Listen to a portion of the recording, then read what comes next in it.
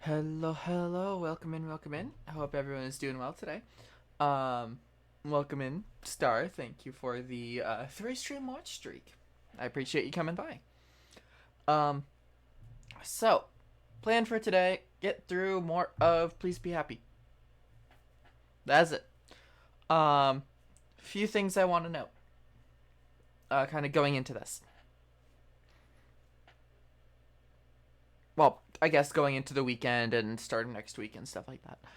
Depending on how far we get today, will determine what Monday's schedule is. I don't think we're gonna finish today. Like, that is so far from what I think is gonna happen. But I think on Monday we will likely finish it. So, well, the next day, I guess. Um, if we get through all of chapter 4 today and start chapter 5, Monday will be Please Be Happy. If we do not start chapter 5, that will be next Friday. The reason for that, I kind of want to be playing the Splatoon DLC still. Played it yesterday. Got frustrated, sure, but I played it a bit after stream, and I got to floor 20 or floor 30. I almost beat the game. I died on the last phase of the boss, and I am pissed about it. So I kind of want to play it again to get through that. Um, but I did promise Please Be Happy, and we are going to finish at least one route of it. So, that is big plan for that. Next week Tuesday is going to be a long stream of watching stuff because I have a lot of things to I have a lot of things to catch up on. Cause last week internet was going wonky. The week before that, internet was being wonky. And then the week before that, just things didn't line up properly. And a lot of the channels that I tend to watch on stream didn't upload until didn't upload their normally scheduled Monday night, Tuesday morning release. So I'm gonna have a lot of stuff to catch up on, like 3 weeks worth of stuff. So and then next week, Wednesday, we will finally be starting Kirby Return to Dreamland. We're getting into the final stretch of Kirby. So, without further ado, let's not waste any more time. I will open up Please Be Happy.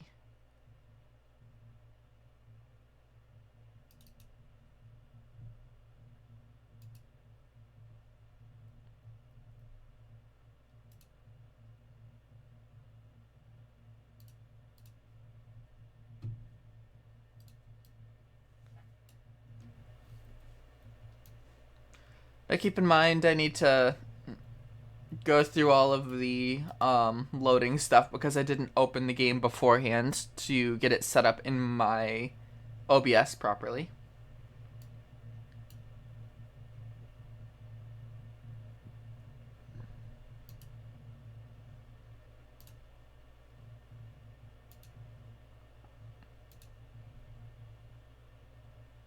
Where is it?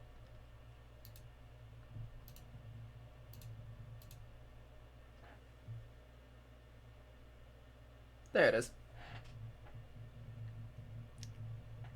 Black loading screen is fun. Keep in mind as well, um, it is quite likely for my VTube Studio to lag while playing this, so my model will not be as responsive, and it'll be a bit slow. That is not you, that is my VTube Studio.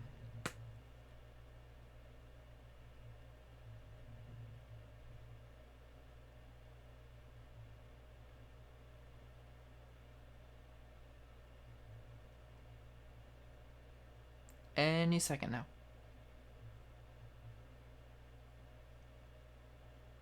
There it is.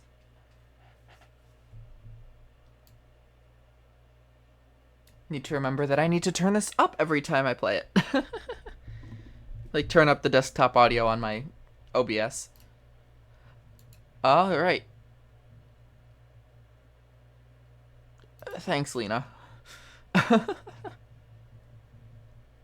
Alright, for those of you who do not remember, Espen has forgotten about us.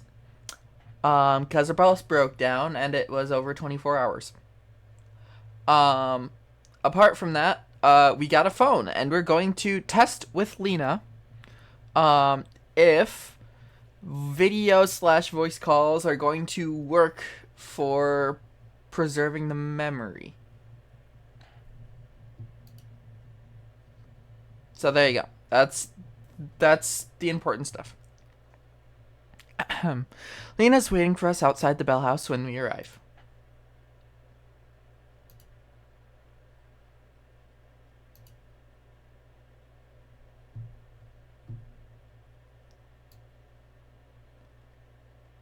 Let me try and do... If I turn this up more. Turn that slightly down. Hopefully this works. Okay, that works better. I've already introduced myself to Lena more times than I can count. Still, what's one more? This will be a great start to my new goal of making sure other people I've gotten to know don't keep forgetting me.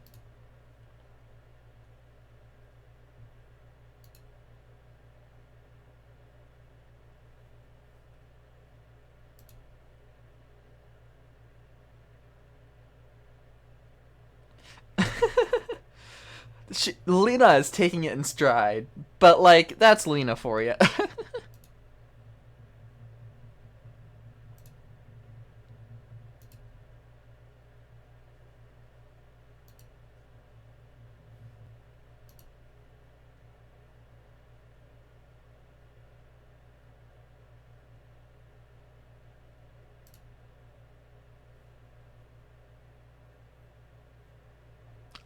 Actually, fair enough.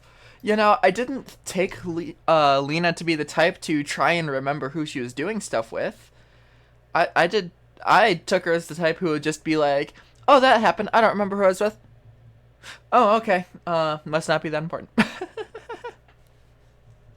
So,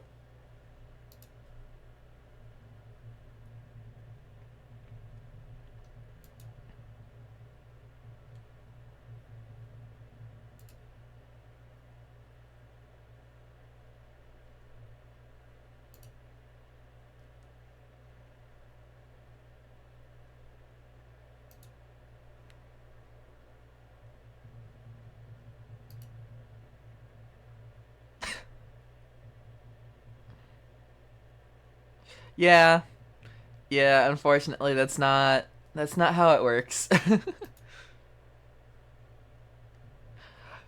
I don't think. Placing a finger on either temple, Lena closes her eyes and hums deeply. Yeah, no, I don't think trying extra hard would work because literally Aspen was crying about it. Like, as the clock ticked over, she was crying because she would forget Miho. Like, legitimately, like, it's not how that works.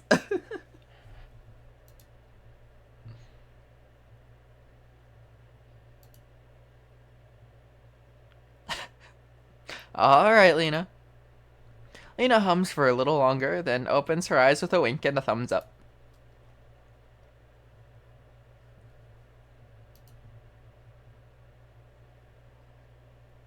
Leave it to Lena.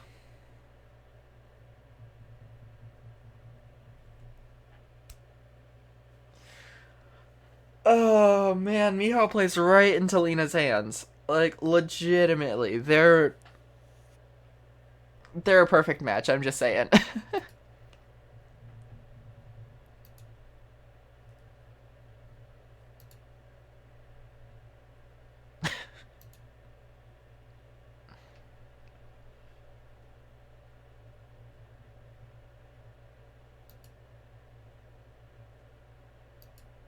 I pull out the phone Juliet gave me, inspecting it closely.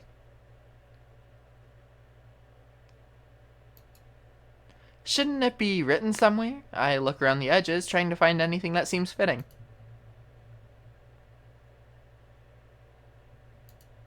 I hand the device to Aspen, who swipes one finger up and begins to quickly tap through the screens.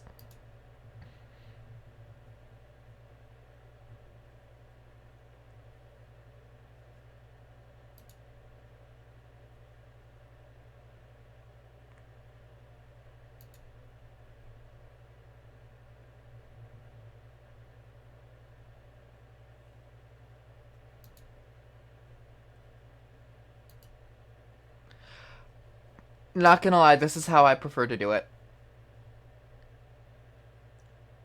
Like, oh, hey, so, let me get your number. And it's like, okay, now you call me so I can save your number so I'm not trying to type it in while you're talking. Taking my phone back, I try to remember how to do that. Lena comes and watches from behind Aspen.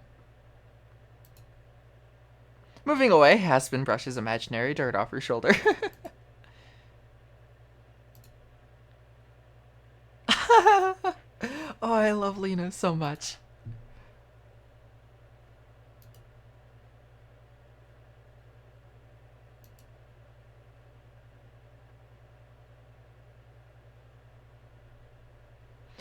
I'm guessing Facebook and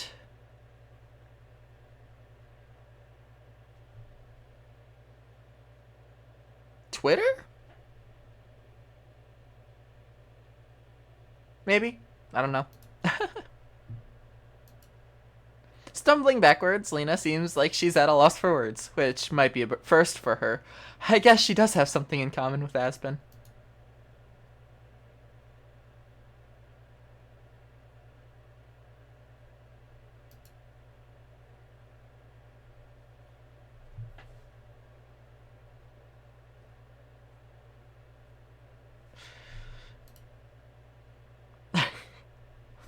Yeah, no, that sounds about right. Can't not have Twitter, even though it's terrible and you hate it. But you have to have it because that's literally where like anyone like posts, like specifically content creators. That's where a lot of them post updates and stuff like that is on Twitter. Um, then Facebook, like I don't, eh. They never got out of the age group that they were in. Because, like, you know, Facebook, when it was originally made, was made for college students. You had to have a college email to sign up for it. And then it just kind of grew up with those people. Because, like, now it's, like, moms and, like, aunts who just, like, have way too much information to share.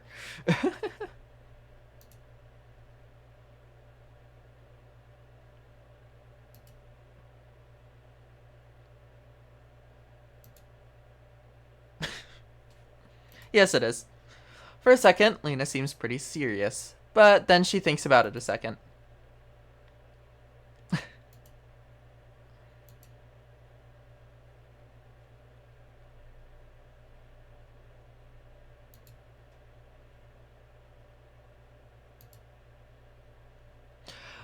She's not wrong. It is later. Lena flaps her wings proudly as she walks into the bell house.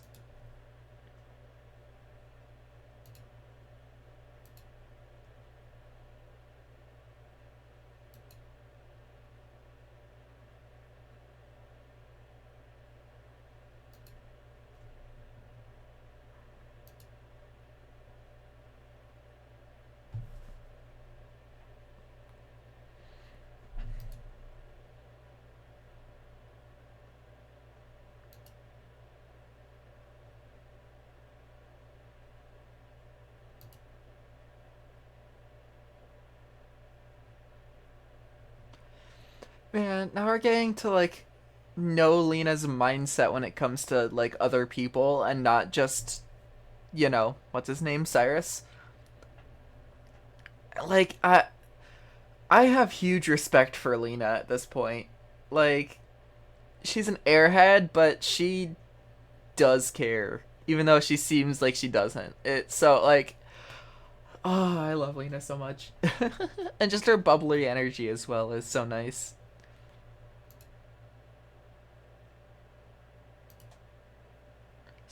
Stepping towards the bellhouse door, Aspen turns to say goodbye to me.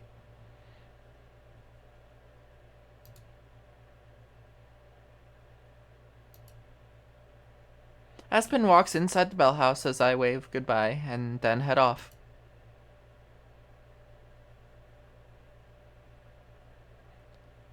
It's almost bedtime when my phone finally buzzes. I actually looked down at my phone for a second because my phone's always on vibrate at the loudest.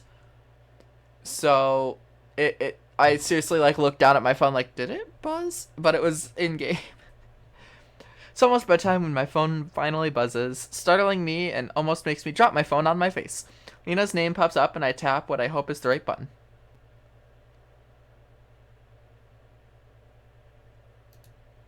Her face fills the screen, making it pretty easy to see who it is. I wiggle the phone around, trying to make it point at my face. Problem is, it's reversed, so I keep confusing myself. How does Aspen use this thing so much? Hello, hello, Sarah. Welcome in. Hope you're doing well today.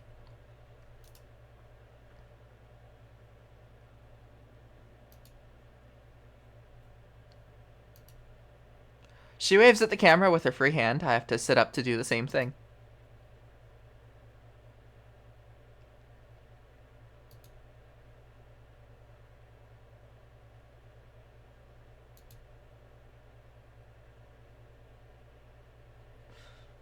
What's with the yeet? Why yeet? Also, hello, Ray. The triple echo. What? What triple echo? Huh? The sound alert? Is it echoing?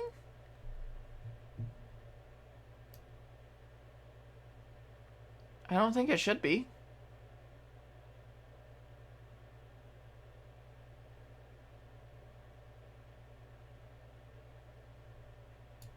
Huh.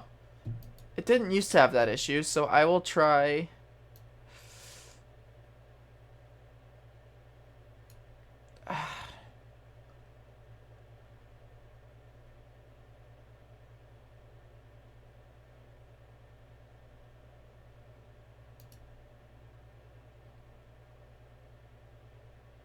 The yeet was a test. Was the yeet echoing? It was only the high? Okay. Because that is from Kirby. And Kirby's voice in it did kind of...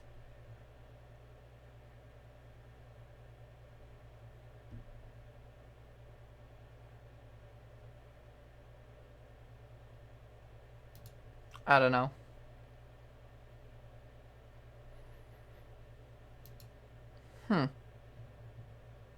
Weird. If it's just the high, then I don't think we need to worry too much about it.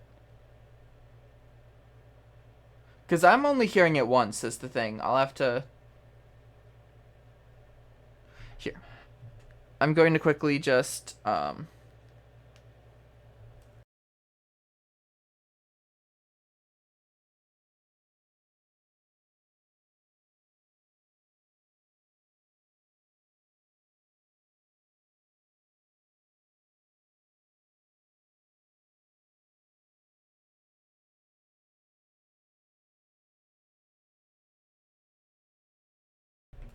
Huh, okay, I am hearing it. That's weird. Okay. So, here's kind of how I have it set up, right? So, I have the sounds come through on an audio track, right? Then I have my desktop audio. Like having everything that's coming through my PC. I would have to do a lot of work, but I could get it so that the desktop audio only has specific things, but I would need to do a lot of setup work for that and change how my entire setup is. I don't necessarily want to do that. Yeah, that's why I'm confused. Here, let me...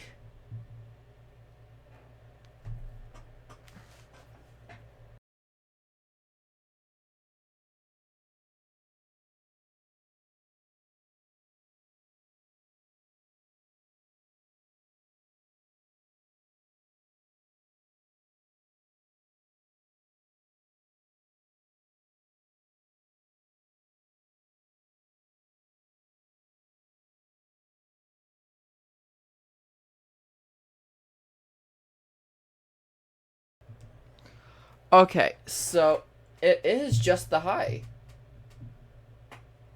I was thinking maybe the Yeet had some audio properties that made it like sounded echoey when it wasn't really echoey, or what I mean is it didn't sound echoey when it was. Navi had it too. I didn't hear it on my end. Is the thing, because I listened to it through my phone. Because I listened to it through my phone.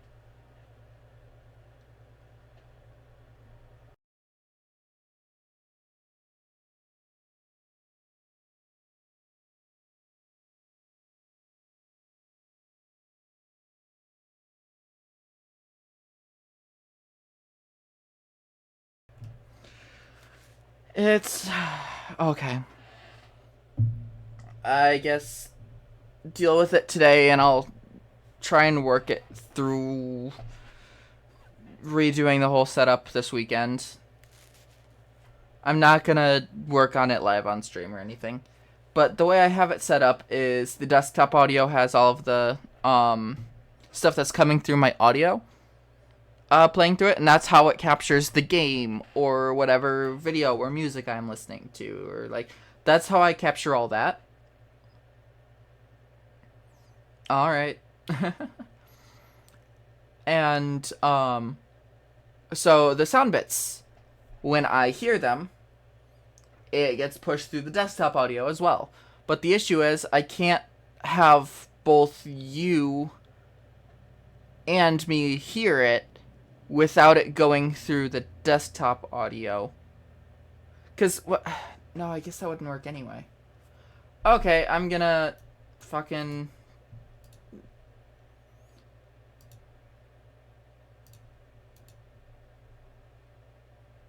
Okay, so I've changed it. Now the only issue is it goes only through the desktop audio. You'll only be able to hear it through the one audio track.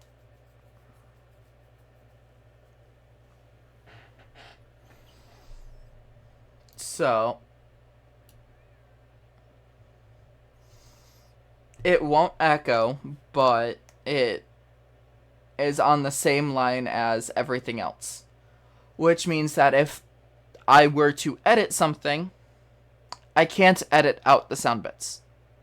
Which I guess I wouldn't have been able to do before anyway. So I guess doesn't really matter.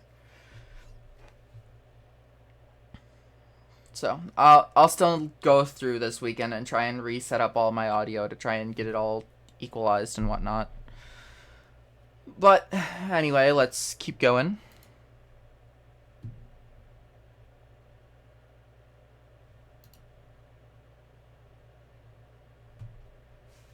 Alright, appreciate it, Sarah.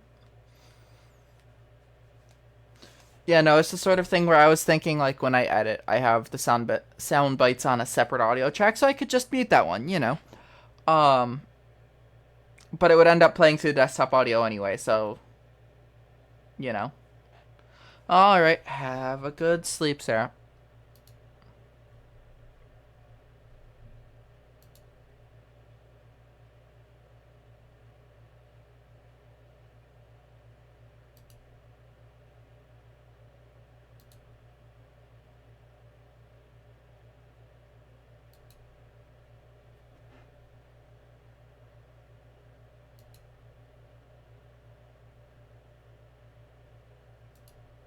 Even if the phone makes it a lot easier, that's a lot of phone calls to make.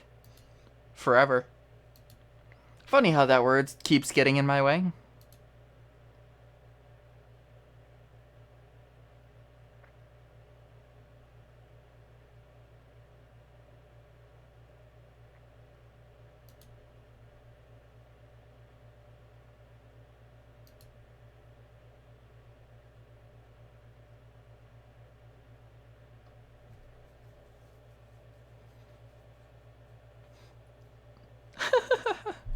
Yeah, no, she's not wrong.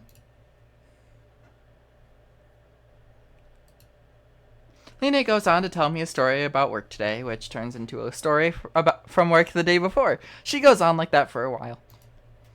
I try and smile and laugh when it seems appropriate, but my arm is starting to get sore from holding out my phone like this. Finally, she runs out of steam and yawns, switching into sleepy mode in seconds.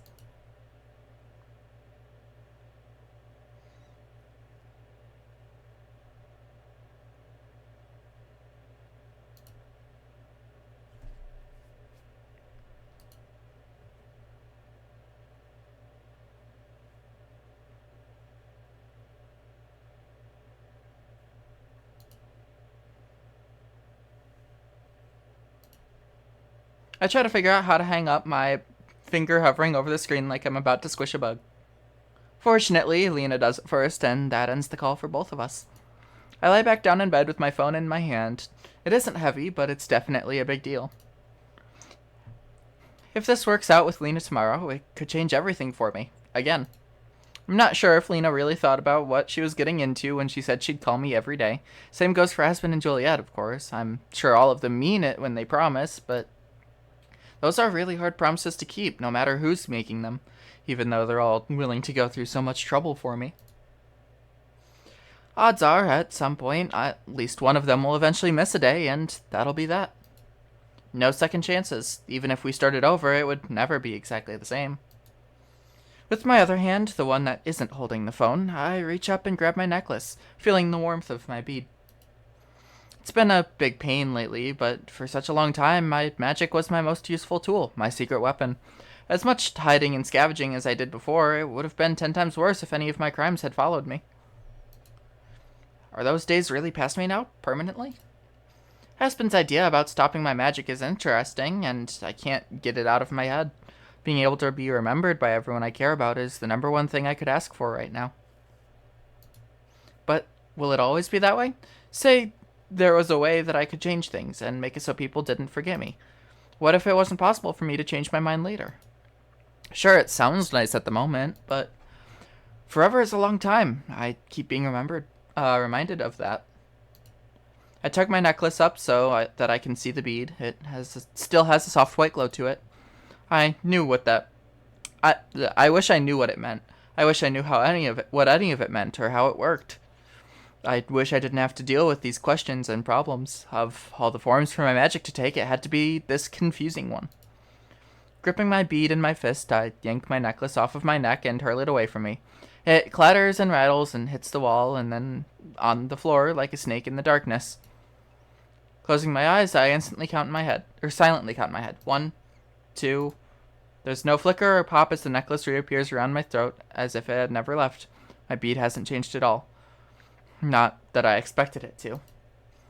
Sighing, I roll over onto my side, not tired enough to sleep, but not feeling like doing much else either.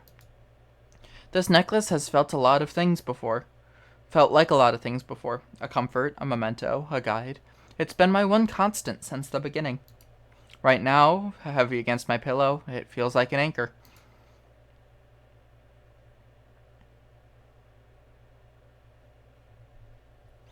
Like always, the next morning, I'm cheered up by seeing my friends. After a quick breakfast, Aspen spreads out some sheets of paper on the table, and Juliet and I both crowd in to see.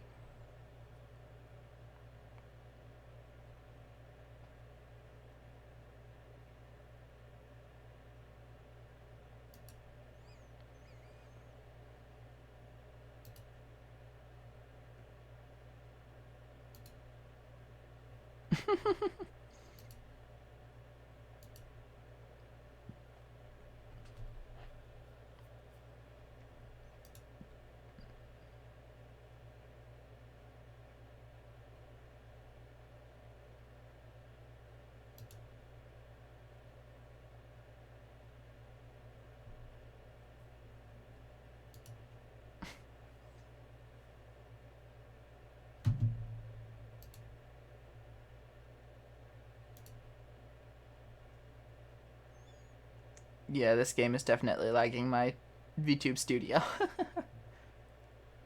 Let me quickly just...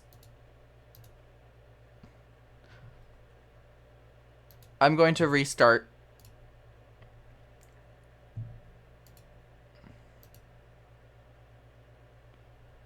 Bink. And... let me try this one. I feel like this was the one that was not as laggy.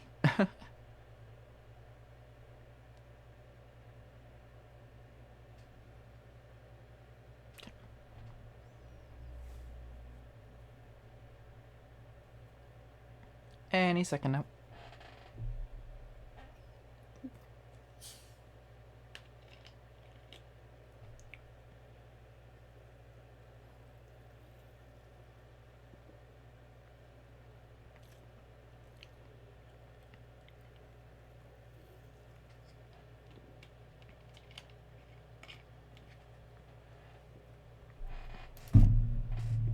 So I had mentioned at one point, just because we're starting to get towards the end of this game, I had mentioned that the ending credit song for this game I really liked to listen to. I have not listened to it since starting this game on stream. The reason for that? In the comments of the original video, people are saying I'm so glad I didn't hear it before the game before finishing the game because it has so much extra meaning and whatnot. Like within context of the game, it means so much more. So I want to get that fresh experience of it when I listen to it in the game itself. So I have not listened to the actual song in a while. I've purposely been skipping whenever that song comes on. Just thought I'd mention.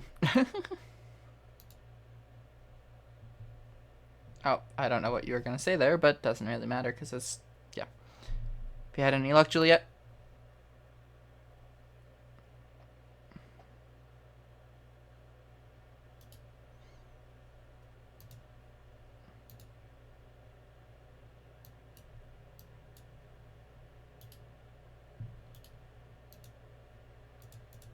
There we go.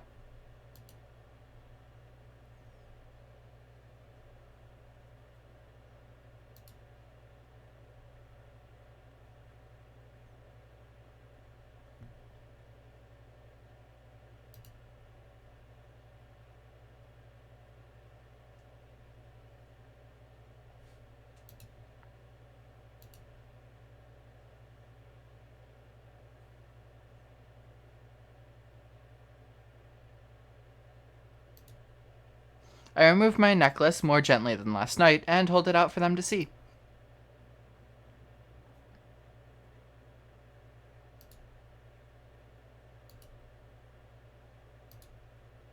I pass it to her, and Aspen handles it delicately.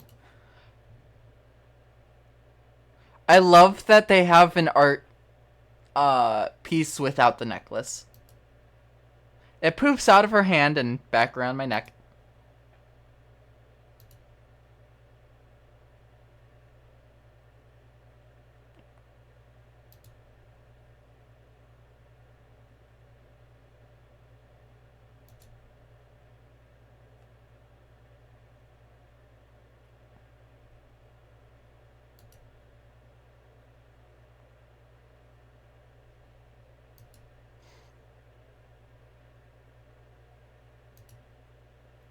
Juliet says it so matter-of-factly.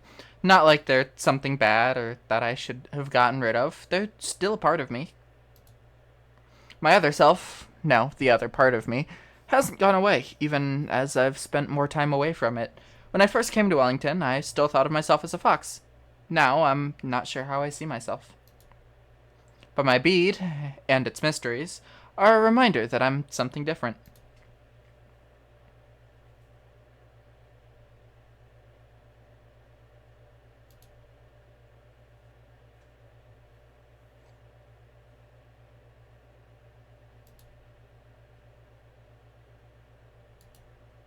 Once again, I think of Silver and her bead, which shone much more than mine. Will mine look like that someday? I wonder what it took to make hers glow so brightly. Maybe even Silver doesn't know how the bead works. If it was instinctual, then shouldn't I understand too? I guess I'll just have to ask sometime. I wrap my necklace back around my neck, popping the magnetic clasp together.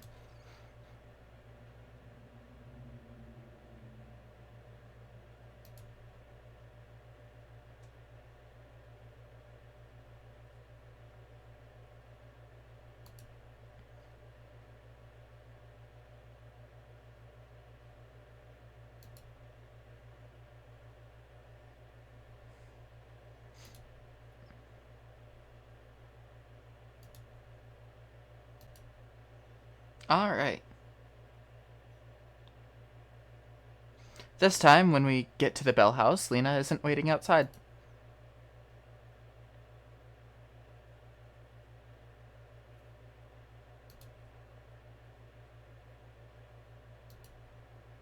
For what feels like the 1000th time in the last few weeks, I'm shaky with nervous energy. At least there's not any risk here. In the worst case scenario, nothing changes. I take the lead and open the door for Aspen, then follow her in. Lena's behind the counter. She looks at me. Fuck. I try to hide the disappointment from my face. Well, it was worth a shot. It's too bad, but at least I was prepared.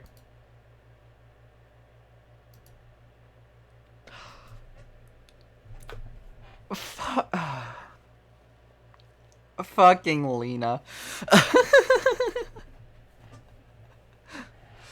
Oh, man. That's...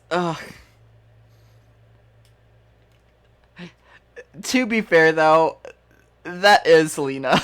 That's too Lena. Like, that... I don't know why I expected anything else.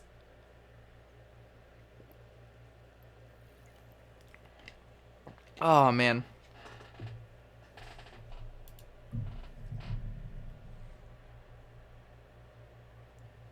I'm not sure if that was it.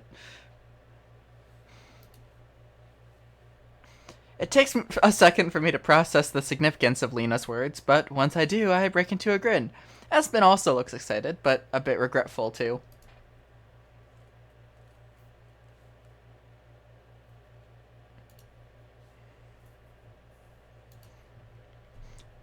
I know she and I are both thinking the same thing. If only we'd tried this sooner. We could have talked to each other that morning before Aspen got on the bus, and then everything would have been fine. As it is, this huge life-changing moment is bittersweet.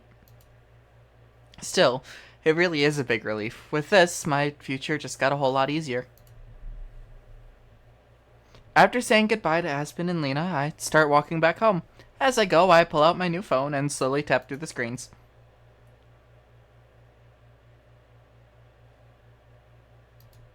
I manage to find my way to some messages and then find Juliet.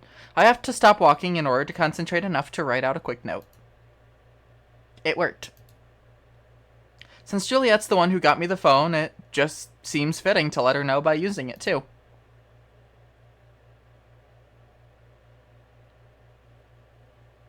Although Juliet doesn't reply to my text when I get back to the library, she's waiting for me with a big smile on her face.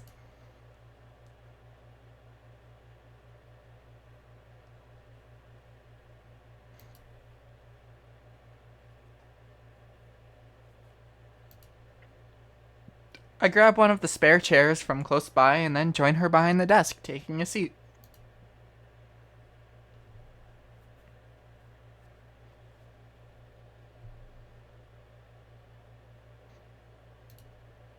I slide the phone out of my pocket and hold it in my hand carefully, staring at the polished glass screen.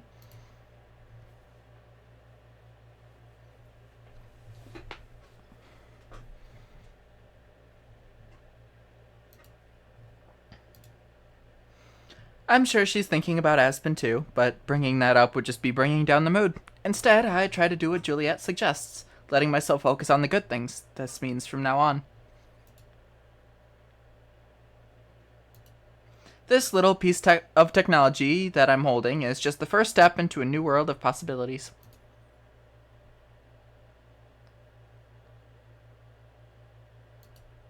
As long as they have a phone, too, at least.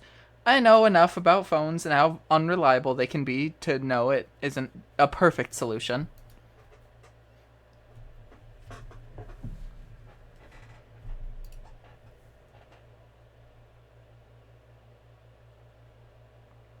Welcome in, Alparis. Hope you're doing well today. Congratulations, you're officially the first one to stream.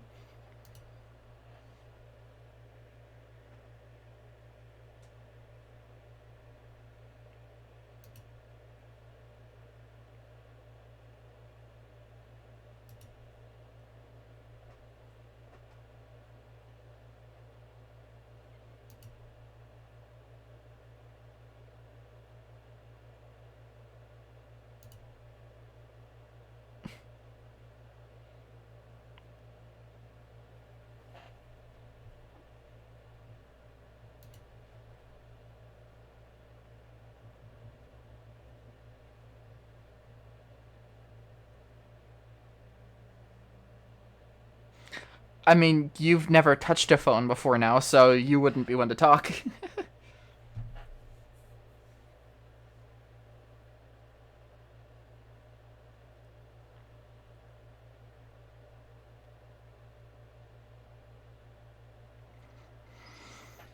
So, no, it's not really relevant here. Never mind. Well, I'll say it anyway. Um,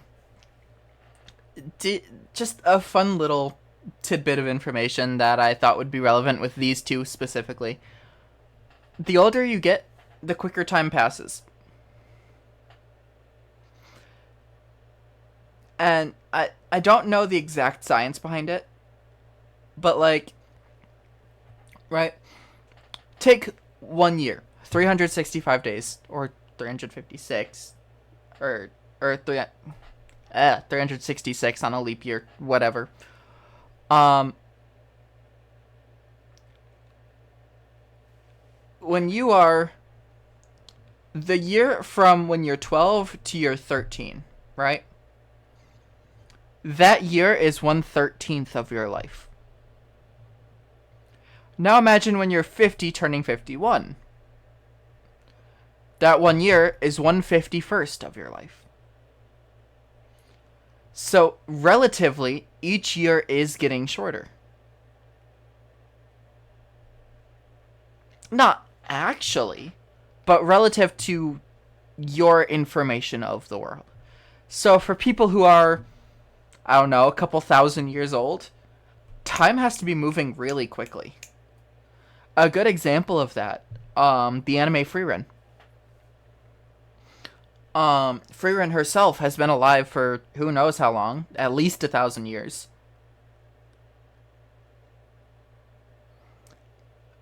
And so, the interesting fact about that is she perceives time so differently than everyone else that 10 years is a, like, meager 10 years.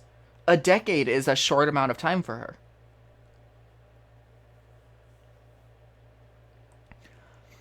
And that has become a plot point in the show.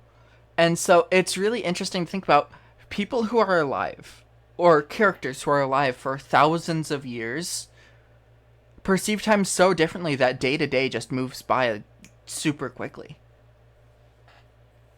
So this whole conversation of like time just like changes with time just kind of passing them by, that's because it passes so quickly for them.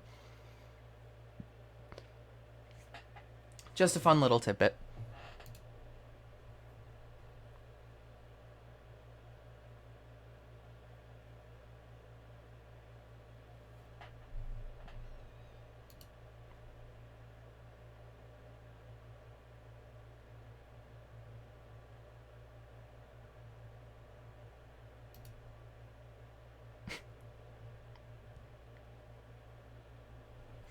Yep. Making Juliet laugh makes me smile because there's something that it's something she doesn't do very often. When it happens, it's like a rare treat. Without Juliet, none of the good things in my life would be possible. She's the one who gave me a place to stay, a way to take care of myself, and now she's even given me a way to be remembered. All of that for free, too. I know she says I don't owe her anything, but the least I can try and do is make her smile when possible. Even that doesn't feel like it's enough. It's a start, though, as she's always fond of saying. Just like the phone is a start, too. Juliet's laugh turns into a yawn, although she tries to hide it with the back of her hand, and I leap up from where I've been sitting.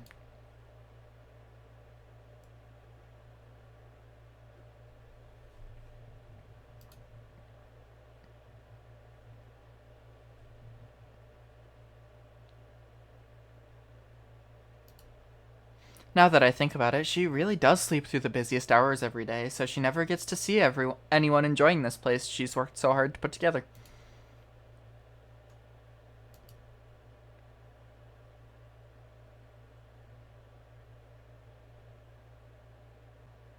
I'm curious as to why the music stopped.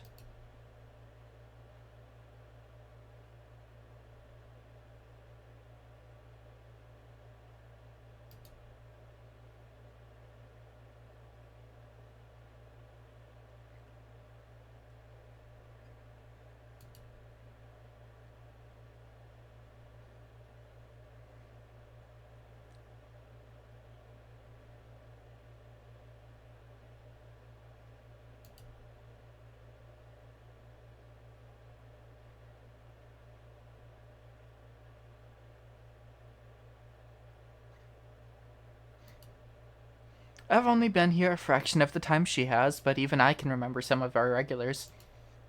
Although they occasionally ask about Juliet, it seems like they think of her more like a public service than a person. I can't pretend I don't understand. I can't pretend I don't understand why. It's like Juliet has two lives, the one that she leads at night by herself, and the one that she briefly shares with everyone else each day. And both of those are devoted to the people of Wellington. She rises, gazing around the room. It's still early enough that there aren't too many patrons around, but a handful are browsing or reading. Watching her look around, I can kind of see a sadness. I can kind of see. I can see a kind of sadness in her eyes. Like when she told me about Cosette, or talked with me about Aspen. It's not too different from how she normally looks, but I spend enough time with her that I can tell the difference. It instantly tempers some of my excitement from the new phone. Her focus snaps to me, and her face clears like I wasn't supposed to notice that.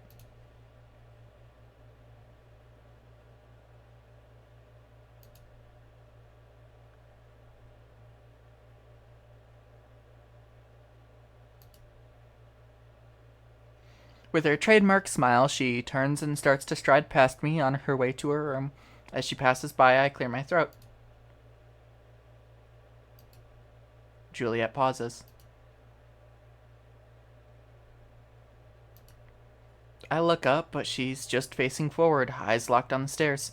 After a moment's hesitation, she starts walking again.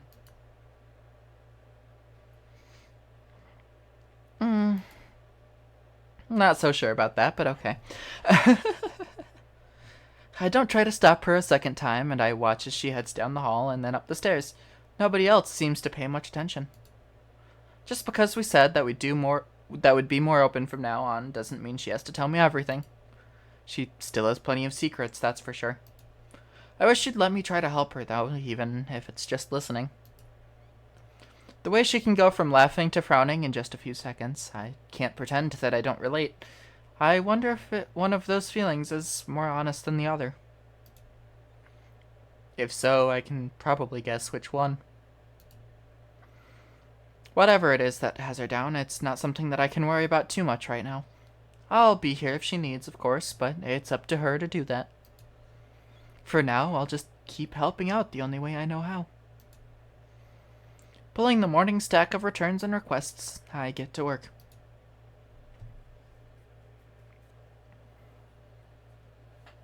Hey, let's go. Down to the waterfront. Now that I can be remembered, I decide to go introduce myself to Mr. Kim for what should be the last time. Before the day ends, I head to the waterfront and wait for him to not be busy with someone else.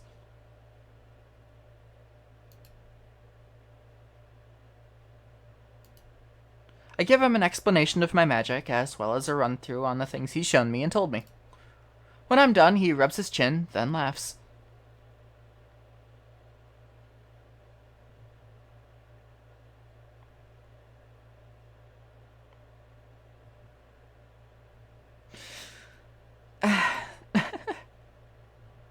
Glad to hear it's just magic.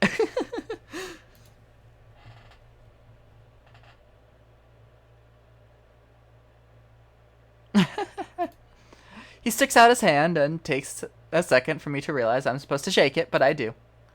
We exchange phone numbers and he promises to keep in touch so that he won't forget about me again. Woo, let's go. I press the button to end the call on my phone and then gently set the device on my windowsill. Getting through the phone calls needed to make sure I'm not forgotten is more work than I expected. I'm glad that the people I've befriended are willing to put in the effort to see me every day. It's still such an inconvenience, though, and such a risk. For their sake, as much as my own, I need to try to find a better solution. Whether that means getting rid of my magic entirely or not, I'd have to at least know what my options are.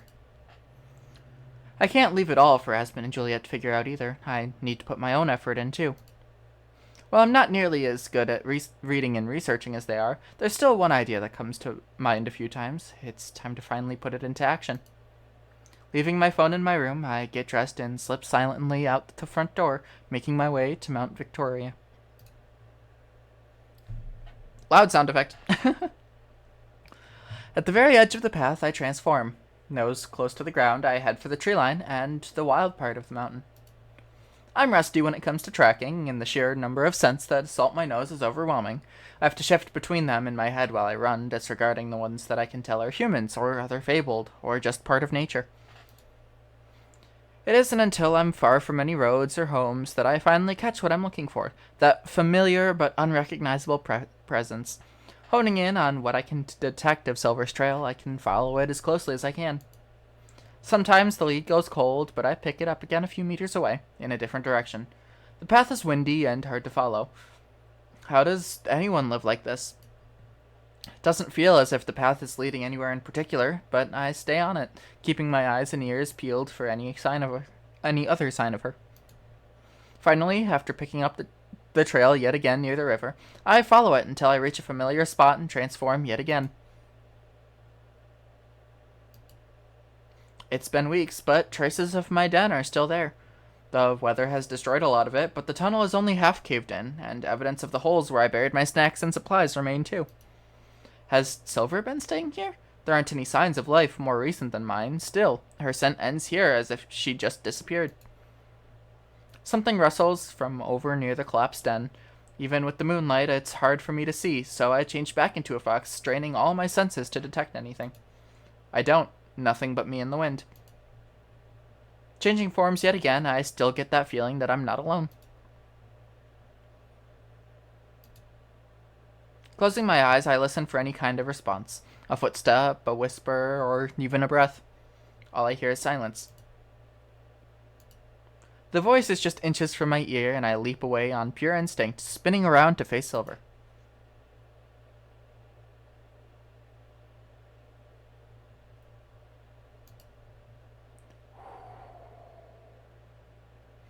I don't know where she came from, or how I didn't notice her, but she's here, slouching in the moonlight.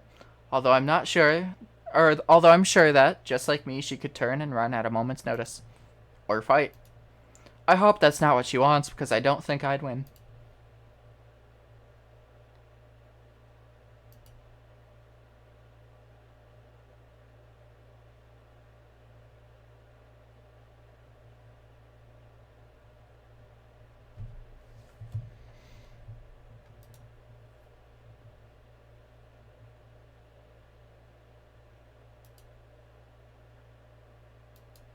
She certainly hasn't gotten any nicer since last time.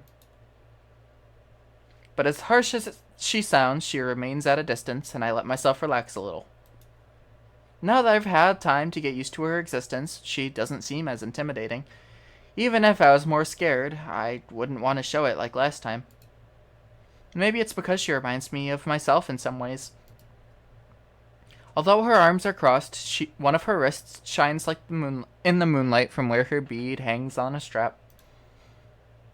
It's almost like looking in a mirror. We're as different as any two people can be, but just by existing, I feel some kind of bond with her. Something wild. Behind her shawl, I can see her eyes narrow.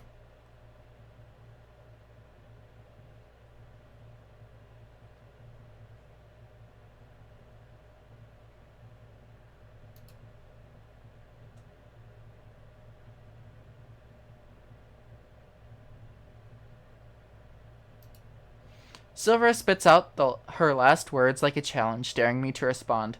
Her eyes shine like her bead does. I don't respond, unsure how. Not because she's made me question myself, but because I don't think she'd believe what I have to say. It feels like it's been ages, but really, it's only been a few months that I've been here in New Zealand. Not even a year ago, doesn't I feel the same way she does? Telling myself that I wasn't missing out on anything by being alone, chasing some dream for decades without ever stopping to think about it, just dreaming my way through life. How could I tell her that? What could I say that would change her mind? I already know the answer. There isn't anything. Sometimes there are no right words.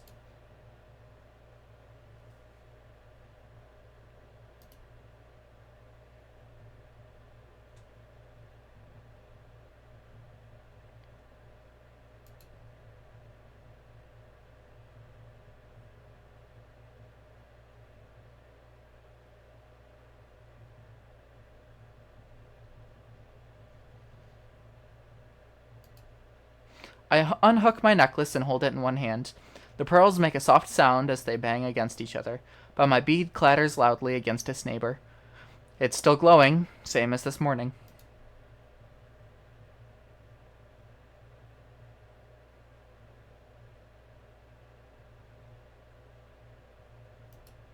My fingers curl over the bead. I don't even have to see her face to know her reaction. She laughs just once, and it sounds like a bark.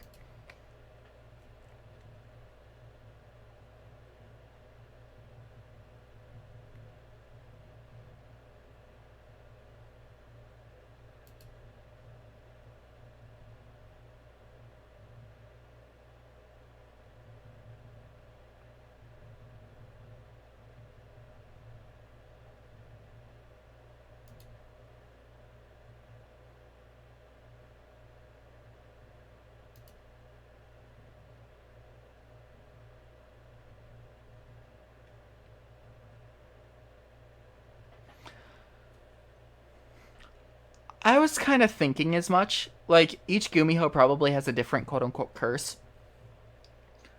It's just Miho's is people forgetting her. So, my guess is that Silver is something along the lines of, like, being untraceable. Something like that. Because, obviously, like, Miho knows that she's around, but she can't figure out where she is. So my thought is that it has to do with Silver's magic. Silver's magic being able to, like, essentially fade out of existence and pop up places. That's my thought.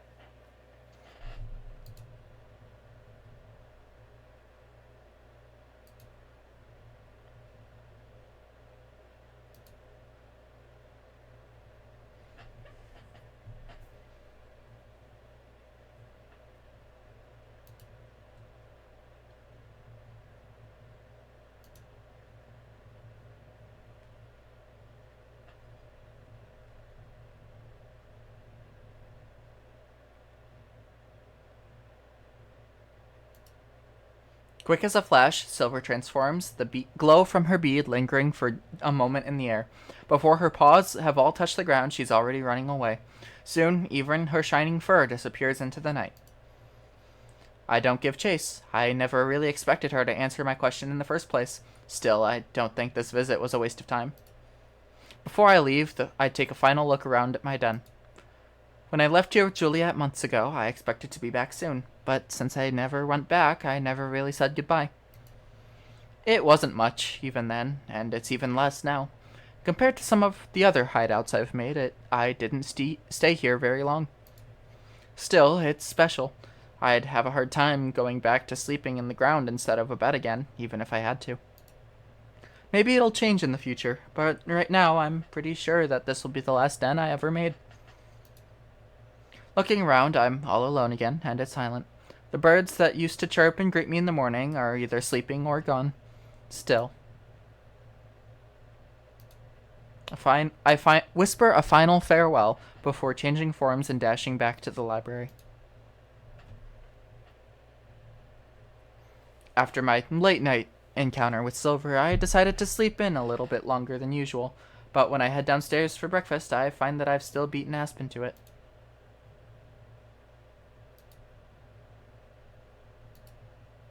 There are the usual 3 places set, but only Juliet occupies the table. I take my seat as well.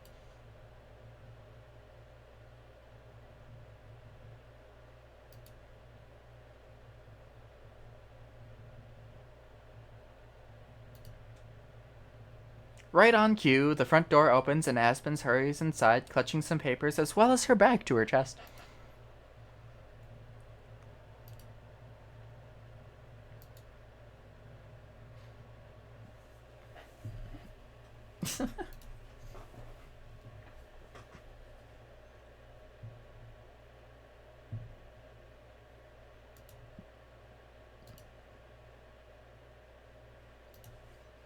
Aspen collapses into her seat, leaving her bundle of stuff on her lap. There's already a mug of coffee prepared for her by Juliet, which Aspen gulps down in a matter of seconds. Both Juliet and I watch in awed silence as Aspen scarfs down her meal in an equally short amount of time. I haven't touched my food at all yet. I'm not sure how she's supposed to catch her breath like this.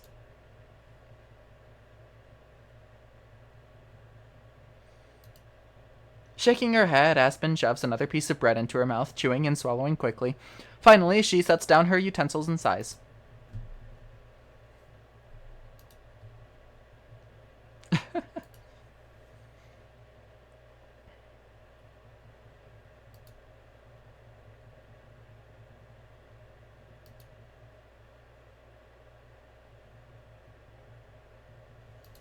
She picks up the paper she brought with her and sets it on the table for us to see.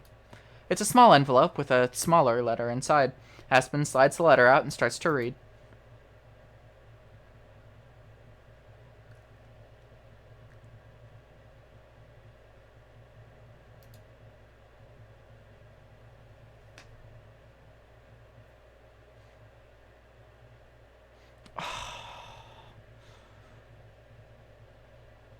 That sucks.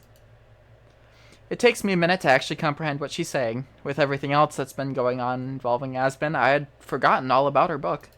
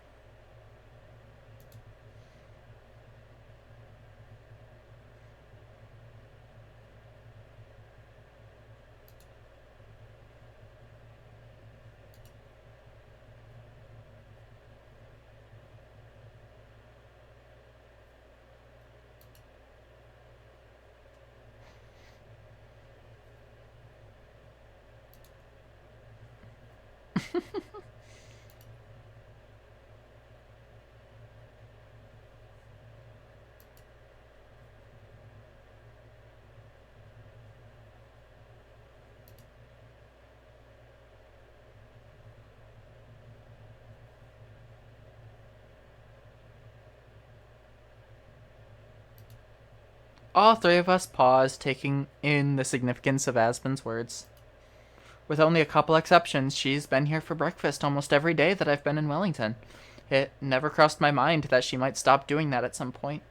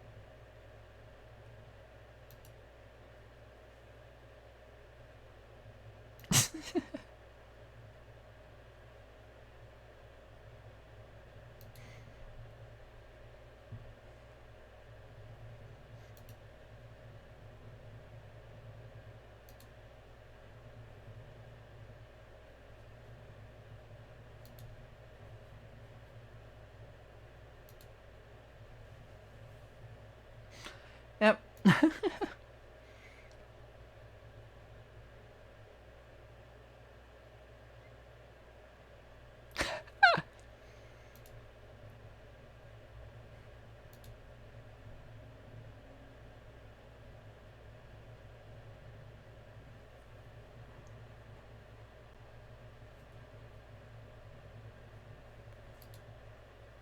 Aspen carefully returns the letter to the envelope and then tosses that into her bag as she stands up.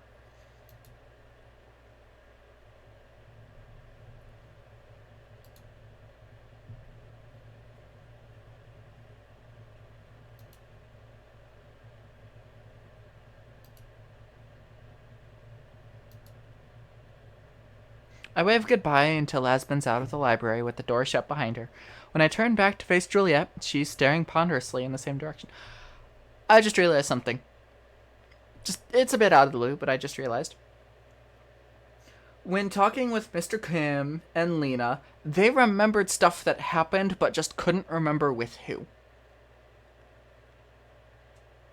So that means that Aspen remembers everything that happened, but just didn't remember it was Miho.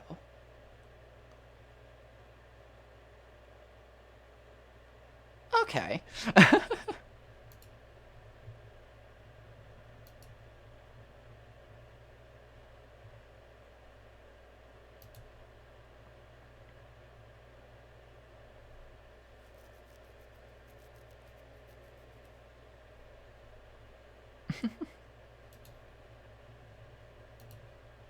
Even though Aspen talks about how important her writing is for her all the time, it's something that I've always taken for granted about her. Just like how Juliet never leaves without her parasol, Aspen always has a pen and notebook with her. At some point, I got so used to seeing them that I stopped really noticing. Now though, our whole routine will be different. Even though I know it's not a big deal and that I'll still see her every day, at least in a video call, it feels like the last part of my former friendship with Aspen is gone. Just another reminder that everything changes, whether I want it to or not. Sitting there in silence with Juliet, I can't help but think that about her own sadness yesterday morning. Aspen isn't the only one who needs to be worried about.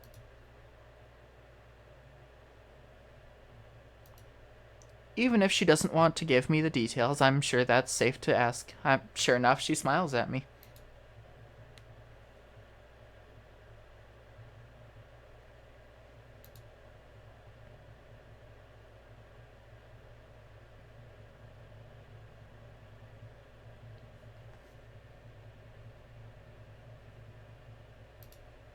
She nods, looking at me intently, like she's searching for something. After a couple seconds, I have to look away, unable to maintain eye contact for much longer.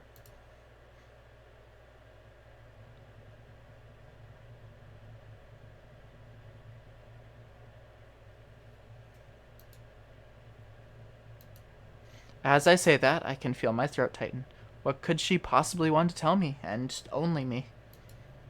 Biting her lip, Juliet thinks about if she really wants to say whatever it is. Finally, she looks away from me and instead gazes out the window, where the blinds cover most of the light.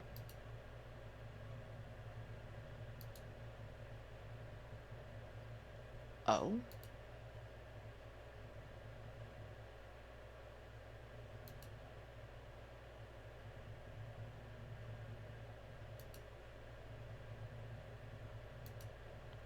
That's all I can say. Oh. It's one of the last things I would have expected from her. The idea of Juliet not being here is as inconceivable as the sky not being here.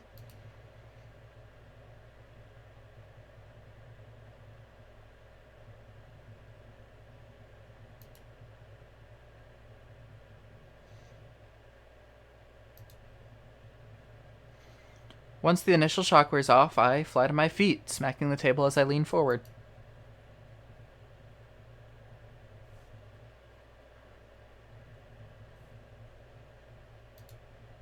What about me, I want to ask, but I don't.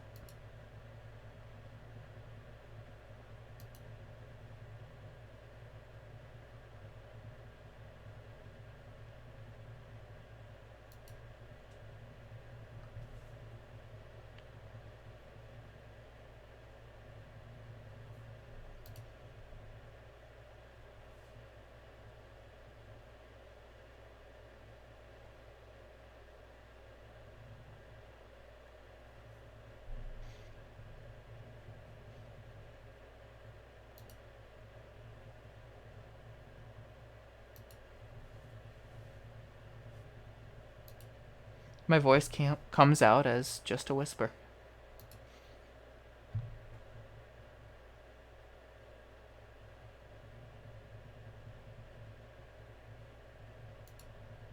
I slump back into my seat, staring at the ground. I still can't fully believe what I'm hearing. And yet, how could I not understand? Slowly, I look back up, meeting her gaze only for her to glance away immediately.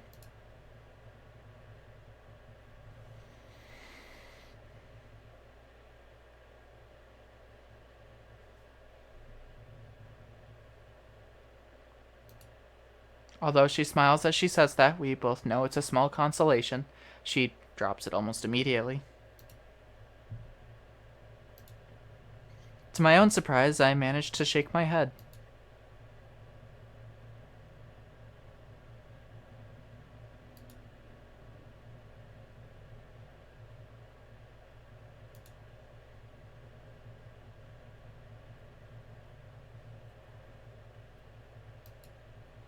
Gently, Juliet reaches across the table, the tips of her fingers barely touching my hand.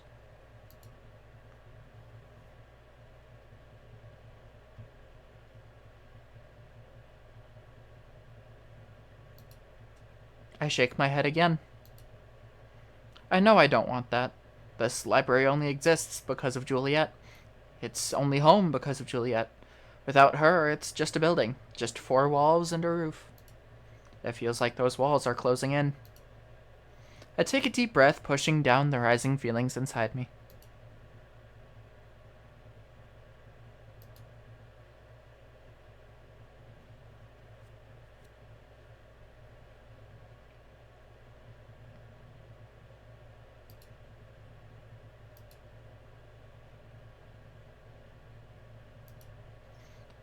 If I think of this as a task, as a problem to be solved, then it's easier.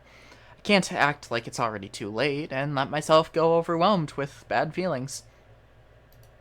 Juliet's jaw drops, but like always, she quickly regains her composure, and I can't help but notice the way she struggles to find words at first.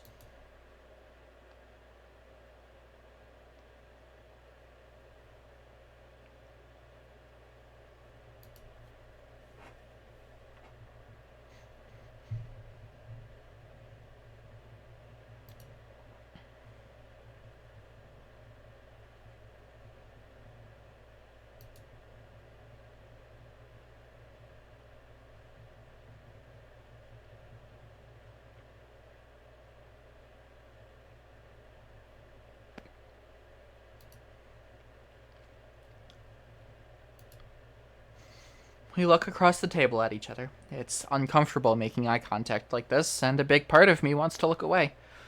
But also, I can feel there's something different about this moment. Like I'm really seeing Juliet, and I can tell that she's being as honest with me as she can. Maybe for the first time ever. I can tell that this isn't easy for her either. Finally, I nod, staring at our linked hands. I really do understand.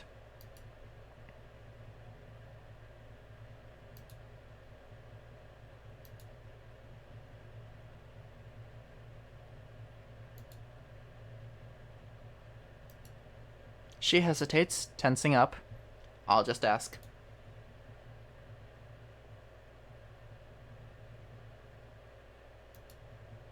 Her shoulders relax and her lips curve just barely upwards.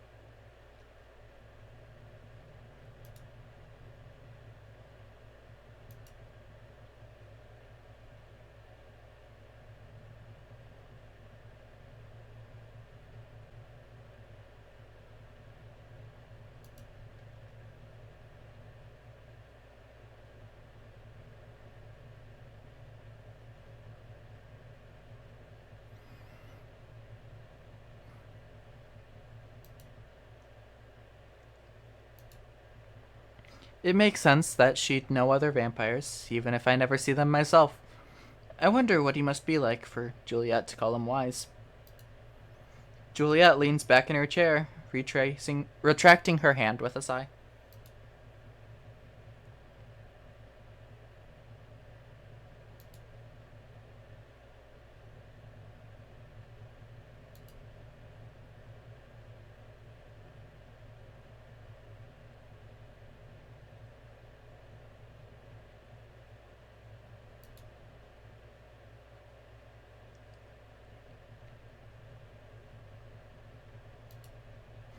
The quiet sadness when she looks around, the way she talks about the library. In her heart, she's already said goodbye, hasn't she? We both stand up, ready to go our separate ways. Although I feel a little shaken by our conversation, I'm also relieved to understand her just a little more.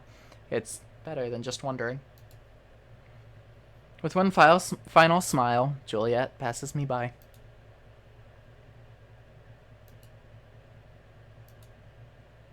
I slowly make my way to the front desk and sit down, getting started on autopilot. Making Juliet want to stay will be hard, especially on my own. And is it even fair for me to try?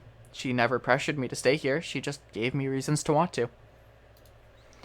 I think that's the important part. They have to be her reasons, not mine. Trying is all I can do. If it's not enough, then it's not enough. Either way, there is one thing that I know for sure. I need to make every minute that I can spend with her count. Alright.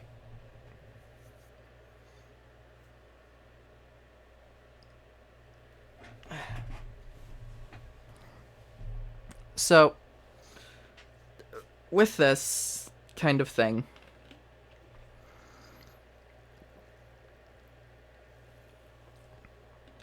like,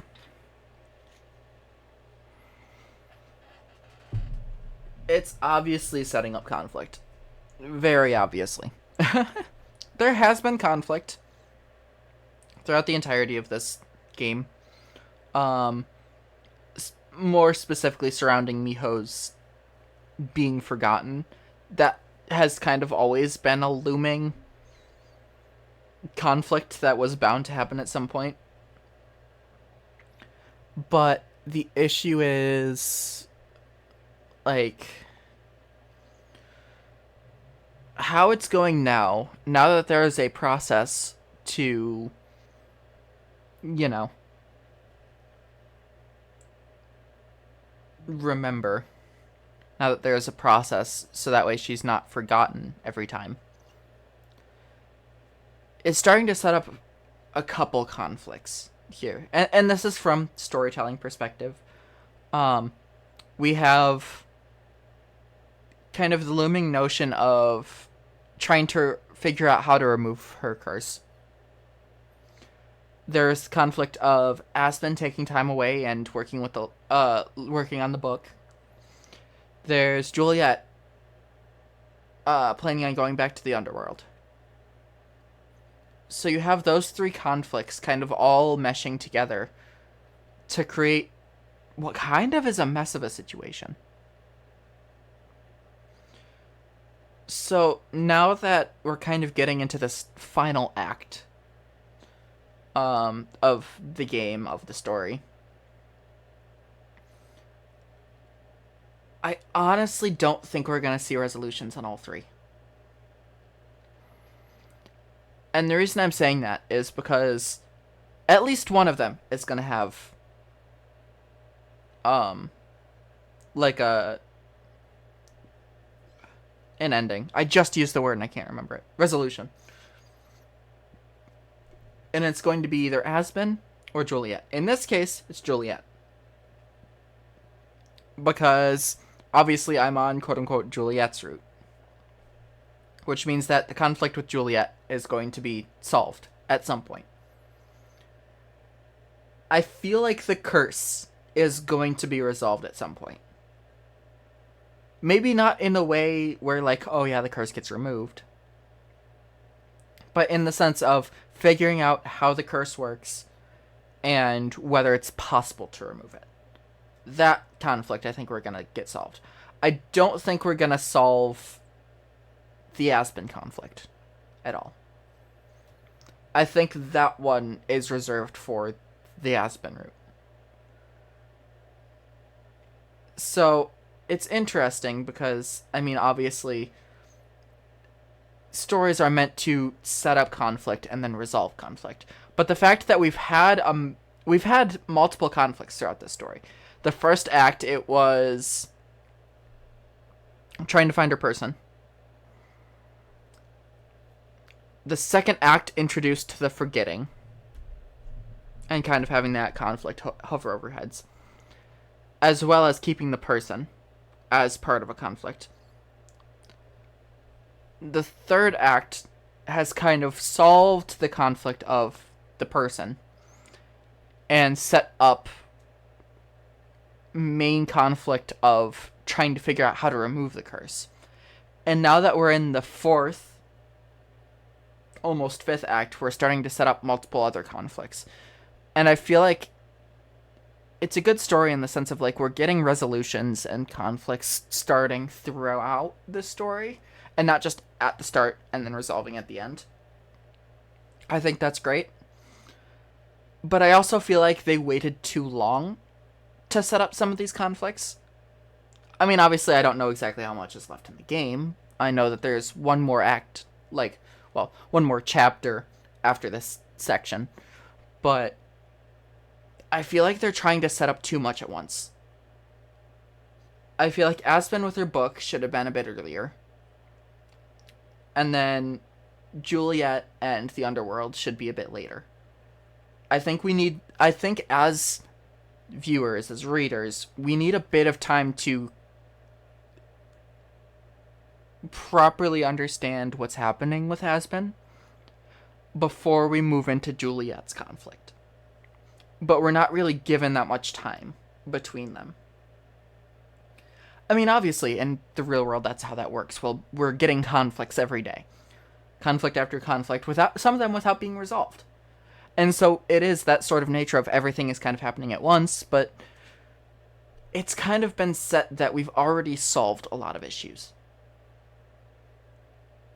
And it kind of felt like, okay, we have one issue left to solve. And then it introduced multiple at once. And I feel like that wasn't... I don't know. That felt like it was just kind of slapped on because it needed to be. That one felt like they didn't work it in properly. Now, granted, still, phenomenal game, phenomenal story. Writing is amazing. But I would say that is my one singular issue with how this is going right now with the game. And that's just my personal view on it. Like, I'm sure that it works. I mean, obviously it works, and obviously I haven't seen everything, so I can't make the full judgment on whether it was a good thing or a bad thing. But these are just my thoughts as to, like, how it's going to end up going. And, like, kind of my thoughts on how it seems like it's relating. Now, again, I'm not saying that's bad by the creators in any sort of sense. It's just the way I feel like storytelling should be. And that is something that is different between people. So if this is how they wanted to tell the story, that is on them. That is completely them, and there's nothing wrong with that. It's just from my point of view. So, anyway, let's continue. Early in the afternoon, my phone buzzes as I get a call. I check it, expecting to see Juliet or Aspen, but I'm surprised, and not surprised, when I see it's Lena.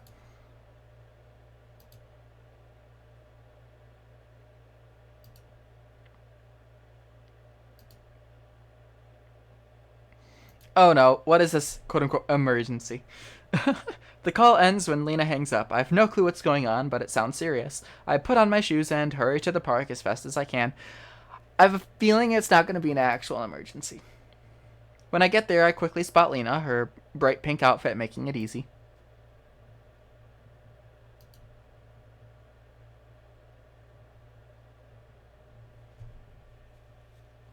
Yep, there it is. Yep. Lena is so... Uh,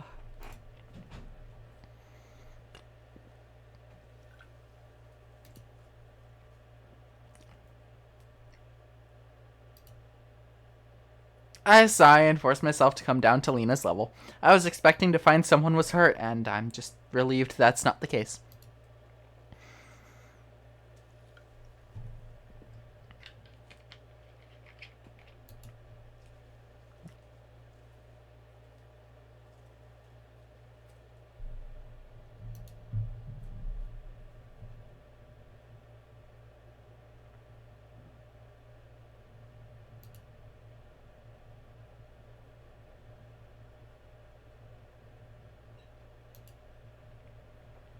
Seeing Lena be so nervous about something is the total opposite of what I'd normally expect from her. Even during the other activities we tried, she'd always give it her all.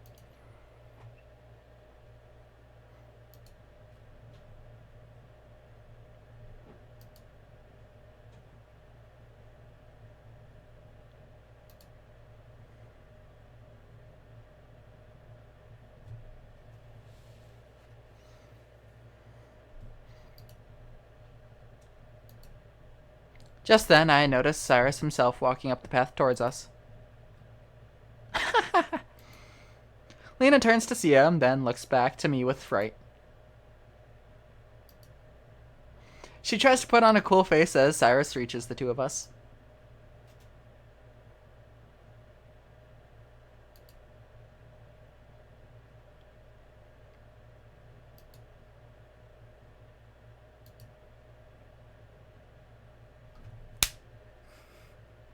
Bruh.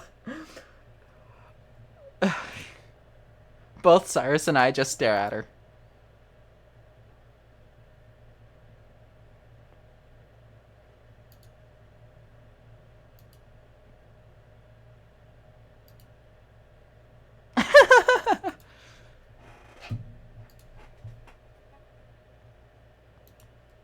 Cyrus sighs.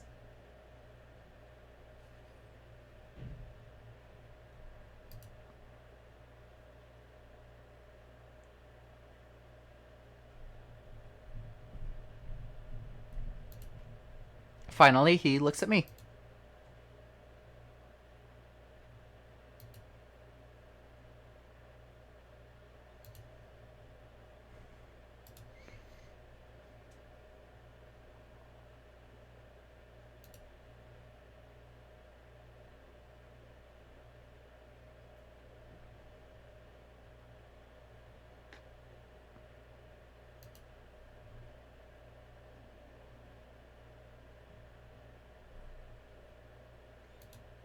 I've had to explain this so many times by now that it just feels normal to talk about.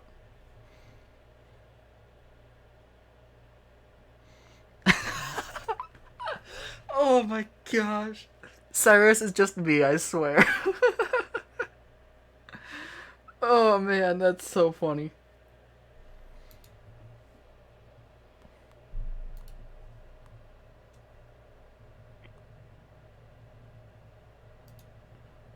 So far, that's only really half true, but I don't mind.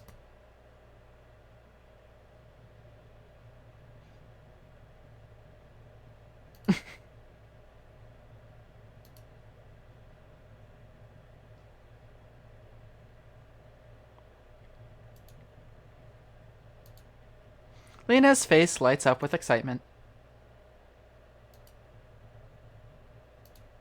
My immediate reaction is to say no. Being up on a stage in front of people is still a lot for me, no matter how much how much better I've gotten at talking. But it seems like it would be helping out Lena and Cyrus too.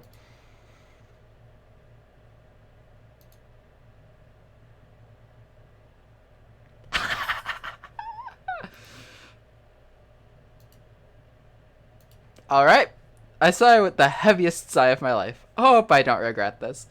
Honestly, just get a prop then. Both of them perk up, and I see an actual smile on Cyrus's face for maybe the first time ever.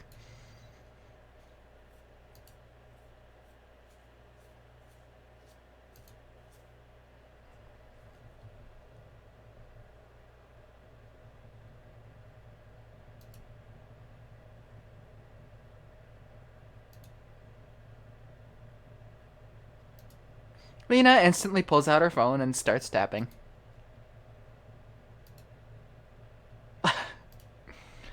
I feel my phone shake in my pocket, and I see Cyrus checks his as well.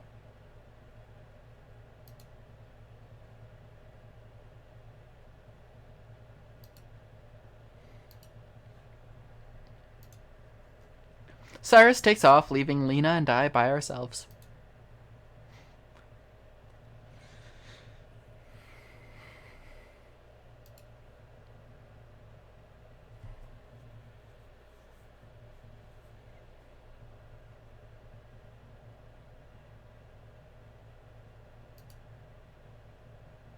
No, no, don't.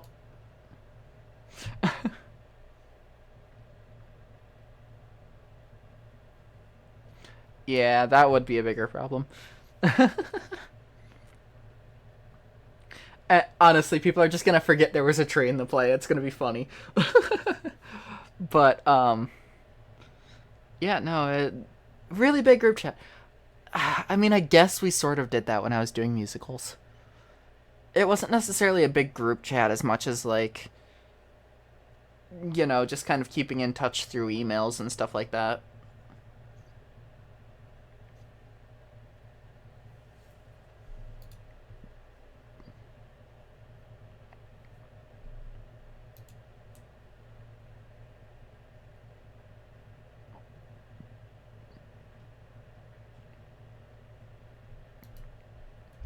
Now she seems more like the Lena I know, firing and full of energy. That was a surprisingly easy emergency to deal with.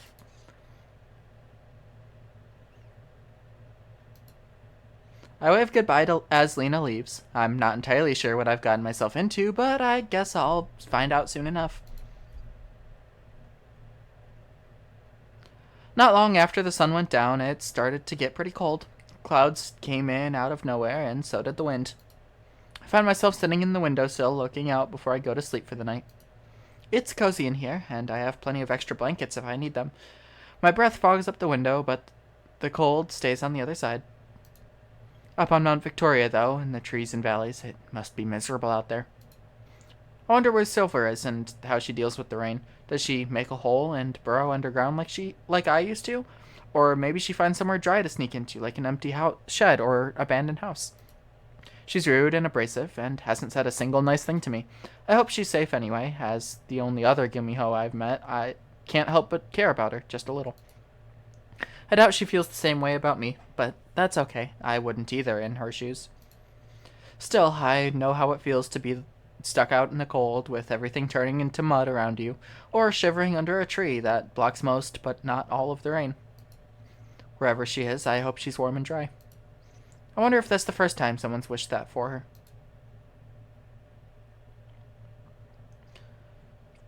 Oh, there's not a yellow tint on this screen anymore. The next day, the rain has stopped, but it's still gross and wet outside. Dreary, as Aspen puts it. Still, it's as busy a day as I've ever seen at the library.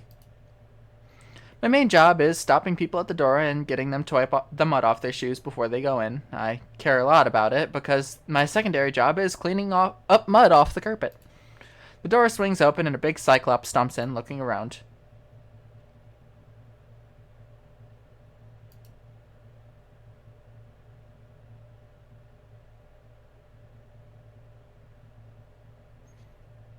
Wow, they really don't have many voice actors, do they? Because that's the same voice as Mr. Kim.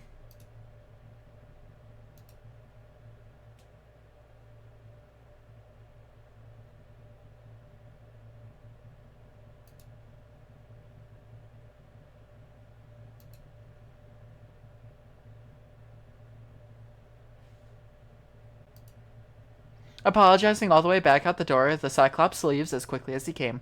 The door stays shut, which gives me a minute to find some fresh towels and rags.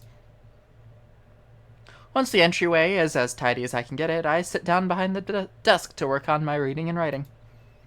It isn't long before the door swings open again, but it shuts before anyone else enters, and I can hear grumbling from outside.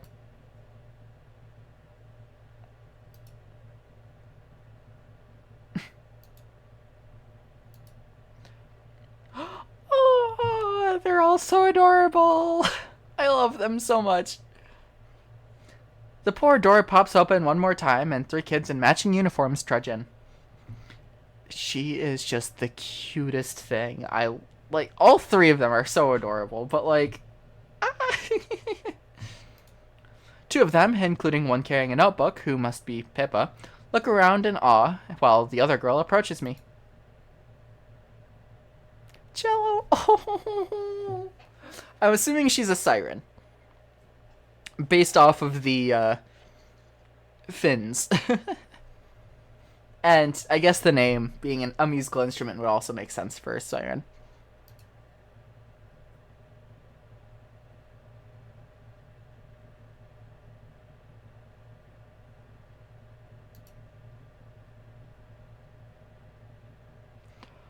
Oh.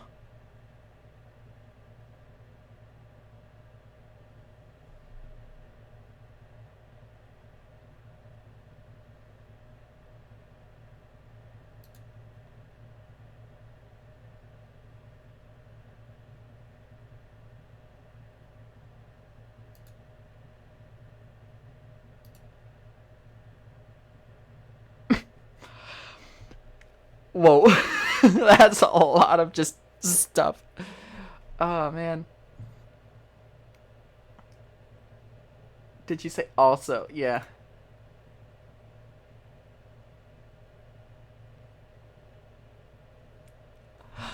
Cello is so sweet. I fucking love her so much.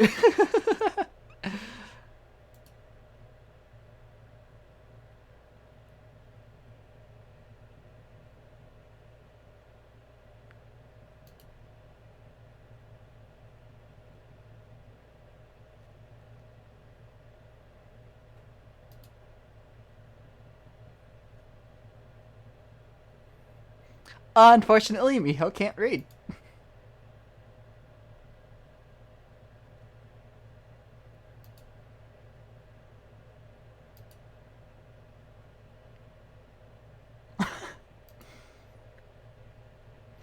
I just realized the rabbit is named Pippa. I'm sure that's a reference somewhere. Maybe not specifically meant as a reference, but you know.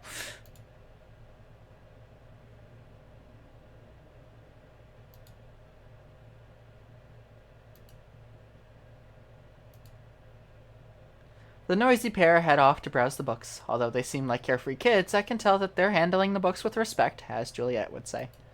The third girl, Cello, stays by the desk.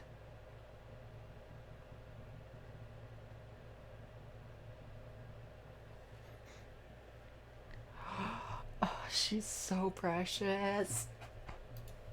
She also has a notebook with her, although it's smaller than Pippa's. It reminds me of the ones Aspen always carries with her.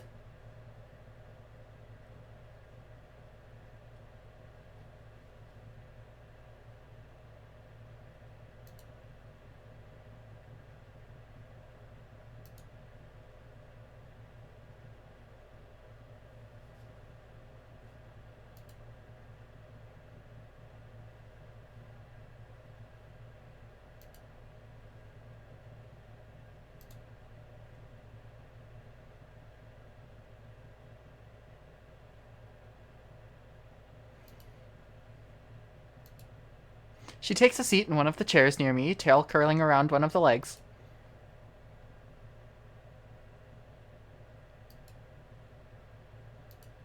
Looking out the window, I can see my answer.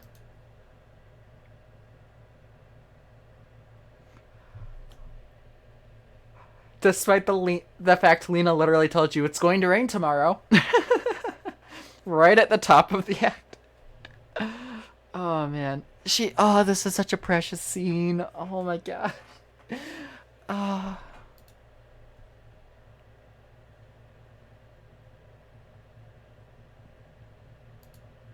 She flaps her tail enthusiastically.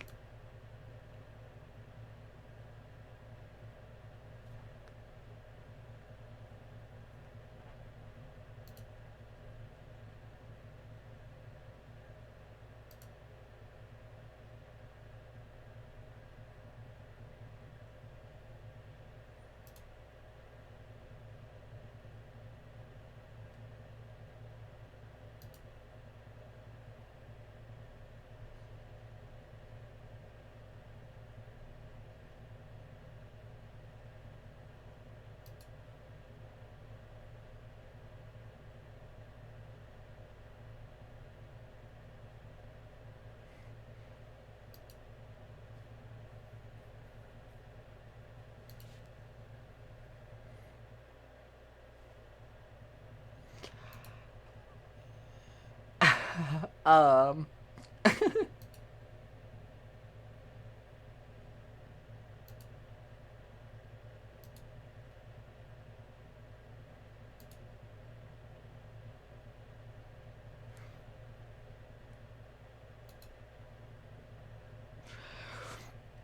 Ooh. I'm gonna have to make the choice. Yep. Oh, okay. I can't choose the waterfront. Damn it. Mount Victoria, though, for sure.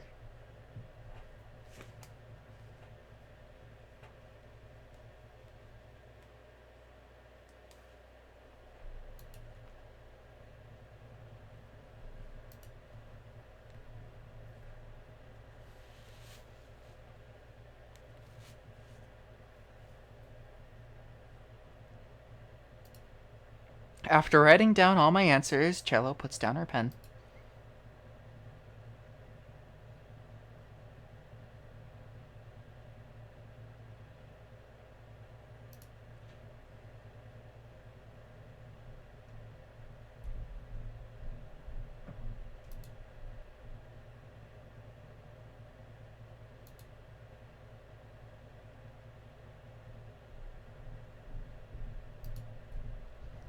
They're not, luckily, and after a while, all three of them leave the library again. That was such a precious interaction. That, oh my, that. Cello was so sweet and precious and just, oh man. Oh, I loved that so much. Can I not? I can't go to the waterfront. Okay. The Bay or Mount Victoria?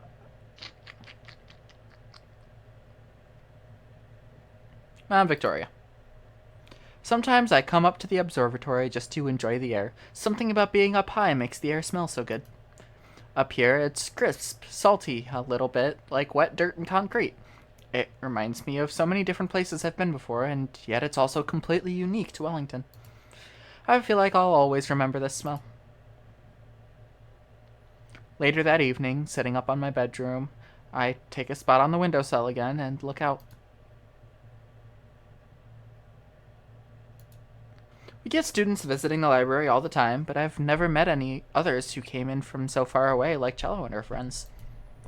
I wonder what it must be like to go on a big adventure like that with the people you care about.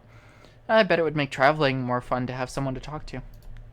It'd be nice if I was able to do that. I'd like being here in Welly, but I know that someday I'll have the urge to journey again and see more of the world. I'd love to show Juliet some of the places I've been. She's helped me make Wellington my home, so I'd like to show her where I came from, what made me who I am. That's part of why I have such mixed feelings about what she told me yesterday. Even if she did go back to the underworld, it isn't like I'd never be able to see her again. It would just be a lot less often. We've seen each other a little bit today, but haven't really talked much since breakfast. I'd like to spend some time with her, though, especially if I may not have many more chances to do that. I slip on my shoes, and head down to her study, where there's a flicker of lamplight from under her door. I knock 3 times, just like she always does. Dunley, welcome in. Hope you're doing well today. Welcome in. Hope you're doing. Thank you for the follow. Today we're playing Please Be Happy, which is a visual novel. We are currently in chapter 4 or 5. So we are almost done with the game. Long story short, main character Miho has a curse where people forget her after 24 hours without talking to her. And, yeah, that's most of it. I knock 3 times, just like she always does. I open the door to find her at her desk, a pen in her hand. Of course, she smiles when she sees me.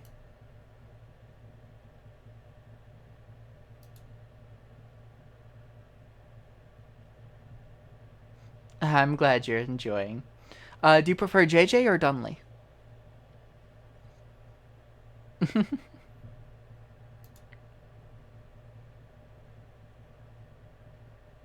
JJ? Alright, I'll try to remember that.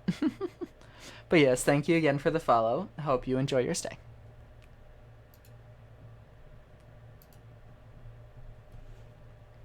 She sets her pen aside and puts some papers into a drawer as I sit down across from her.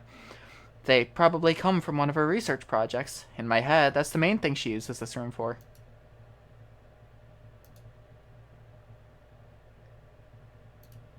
She prepares a cup for herself, and as we sit there quietly, I realize that I don't actually have a plan for how to hang out together. It feels easier to talk to Aspen a lot of the time, mostly because she likes to tease me or has things to complain about. When I'm with Juliet, we talk less, which I don't mind myself. It's not that I don't like talking with her, of course, but more like I don't always have something to say. Aspen with her writing in the Bell House, whereas Juliet just has the library and the past. A scratching noise in the corner gets my attention, and I look over to see a couple bats hanging from one of the rafters. Juliet follows my eyes, gazing fondly at the creatures.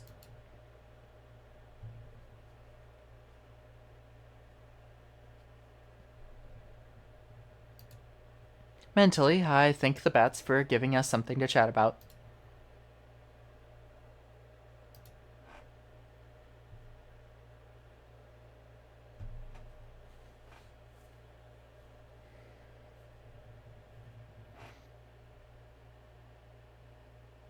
Huh, okay.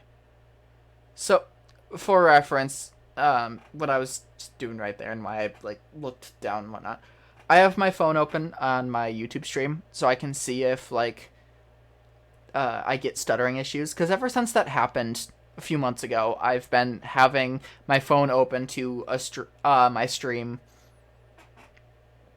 just to keep tabs on it, and for whatever reason it paused earlier. I don't know why it's been doing that. It's been pausing just randomly at one point during the stream. So, who knows?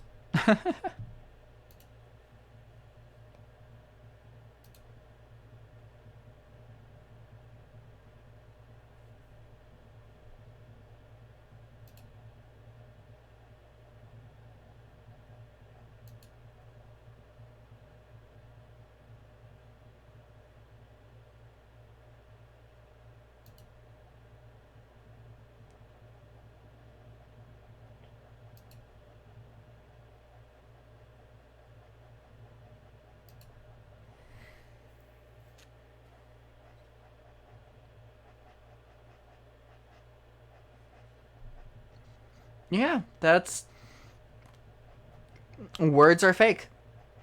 It's a legitimate thing. Words are just fake. We give words meanings, and meanings can change. Words aren't set in stone.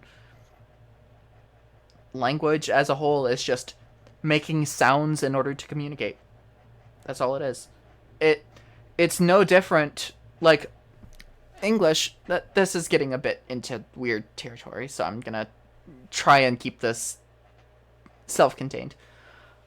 Like, words for us now are no different than grunts and stuff of cavemen. It's just making sounds to communicate ideas across different people. And obviously we see caveman grunts as oh, they don't know how to speak, so they're just making grunting sounds, and it's not they're doing that. Yeah, it's just sounds we've put meaning to. There's no reason for I don't know, the word memorized, because that's on screen right now. There's no reason for the word memorized to mean anything. The actual word memorized, we're just making sounds. That's all we're doing, but we as people have given meaning to it. It's just sounds. And that's why, when speaking in other languages, you can be speaking something completely coherent, but someone will have no idea what you're saying and not hear any words in it. Is because they don't know those sounds. So it... Honestly, any language is just memorizing sounds and putting meaning to them. That's all it is. And so this whole concept of just sounds they memorized or recognized, that's all it is. So in that sense,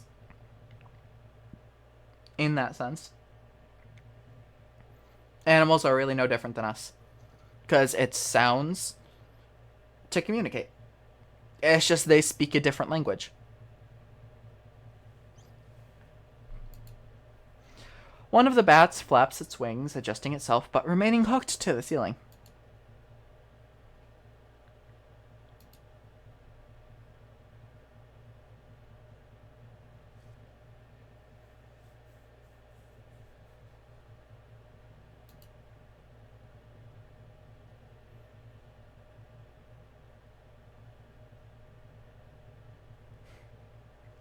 Makes sense.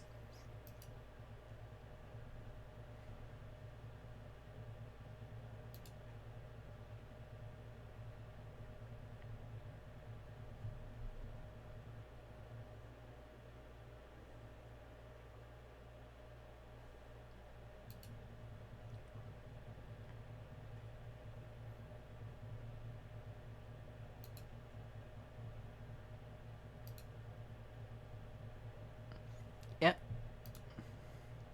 History, generations, family. It never really dawned on me how Juliet's built her entire life around these ideas. Hearing about her research for people was one thing, but it doesn't stop there. Even the bats have a legacy. And Juliet's been there for all of it.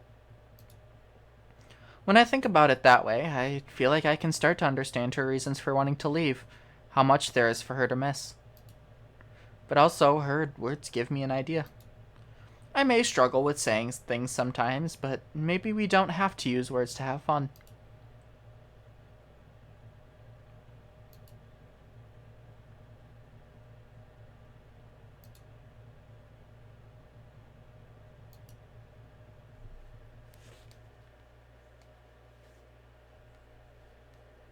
For reference, people who don't know, Juliet's a vampire. Miho's a fox. Juliet blinks several times, something I've seen Aspen do when she's surprised, before settling into her usual calm warmth.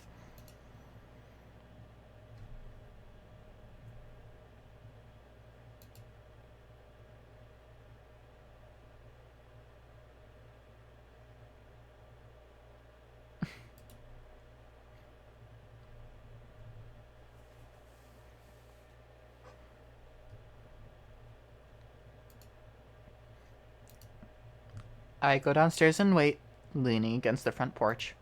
I may not be able to show her the places I want to, but I can show her one of my favorite things instead. Juliet joins me after a minute, and I lead us off. Interesting. Okay.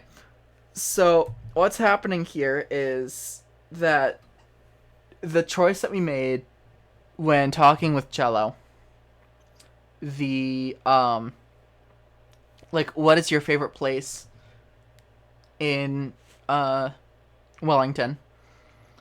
That's where we're gonna be going here. Although I guess the Bell House and the library wouldn't really count, so it might just be a normal walk. But like that would have been interesting. That would have been an interesting thing to do. Just like take the time to like it felt perfectly natural for like students to come in, ask some questions about the for a project and stuff like that. Kind of give Miho a reason to like think about her time in Wellington and to kind of uh understand kind of other people who may be going through similar things with like figuring out like, oh, this person is like me, they're very far away from home and they're trying to find their place in the world, stuff like that. And then also have that question of where's your favorite place to go, and then use that choice as an important aspect in a future thing. That would be really good. So okay, this kind of reminds me of like a side thing. I've been watching a lot of video essays on game design, and one of them being the concept of quote unquote invisible choices. Now, granted, it's not entirely the case here because the choice was you literally made a choice, but the concept of like small things that you don't think about having repercussions throughout the story. For example, I never played it, but one of the examples being like, uh, oh, what was the game? I don't remember, but there was a game where there were two people hanging off a bridge, and you were told to shoot one of them. Will, why does that matter? that is not relevant. um, and like you had the choice to shoot one of the two.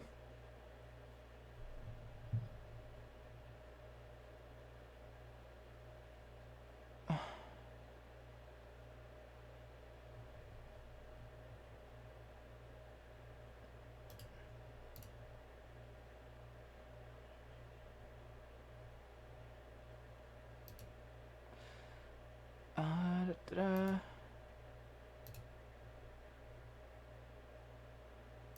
Please don't. Please keep it relevant and don't, like, throw copy pastas or whatever into the chat without relevance.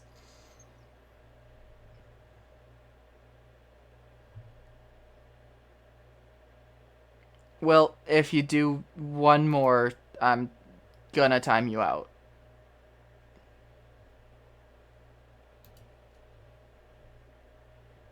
But yeah.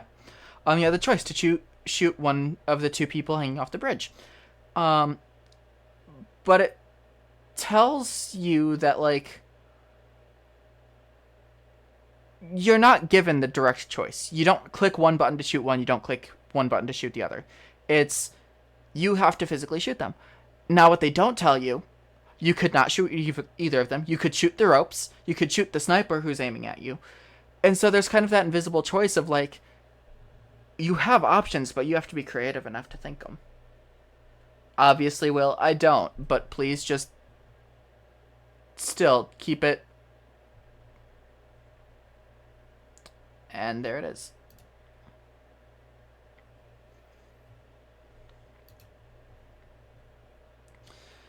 Anyway, but like that kind of concept of like small things, that's what an invisible choice is. But like that also came into question of like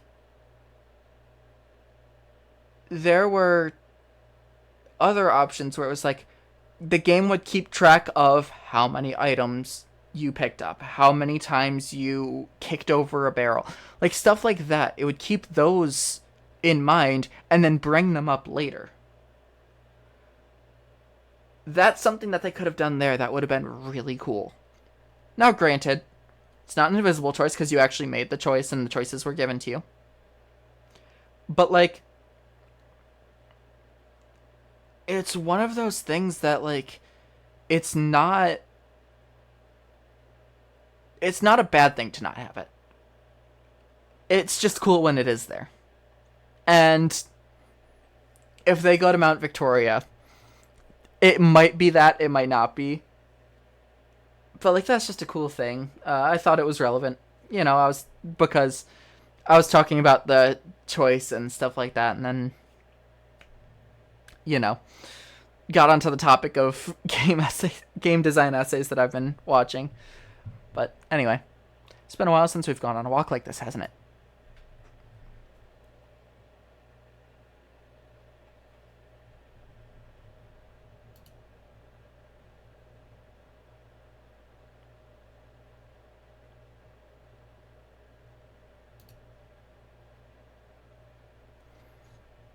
We're going to Mount Victoria. The unfortunate thing is that's really the only option. Because Spellhouse is closed, we were just at the library, we're leaving the library.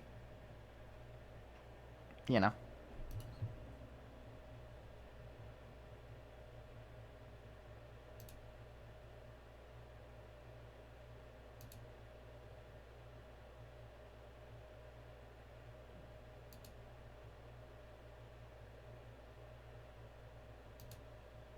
I leave out the part about going back to my den in particular, since it involves silver.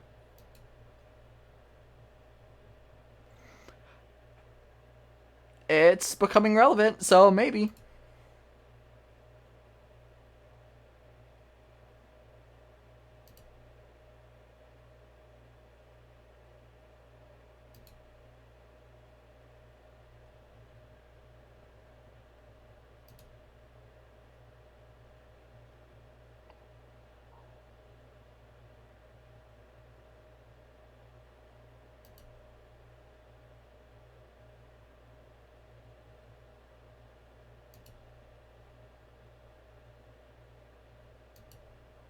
Streetlights illuminate the way for us, although neither of us would really have trouble seeing in the dark. We don't see any other pedestrians, and the cars that pass by are few and far between. We reach the mountain and guide us off the trail and into the brush, although I take a different direction than usual. I'm not looking for Silver this time, although I wouldn't be surprised if she's observing silently close by. After a bit of walking, I find an area that fits what I was hoping for, open and away from the path. When I stop, Juliet looks around, understandably confused.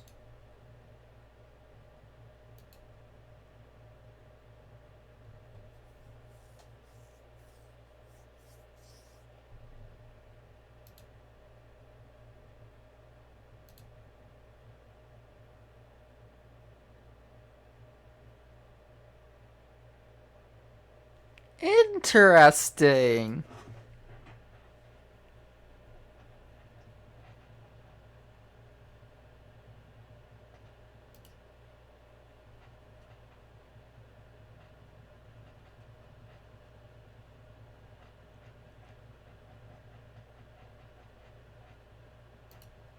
I trail off, a little nervous. Maybe I shouldn't have told Juliet my idea before making her. Maybe I should have told Juliet my idea before making her come all the way out here, in case she doesn't want to.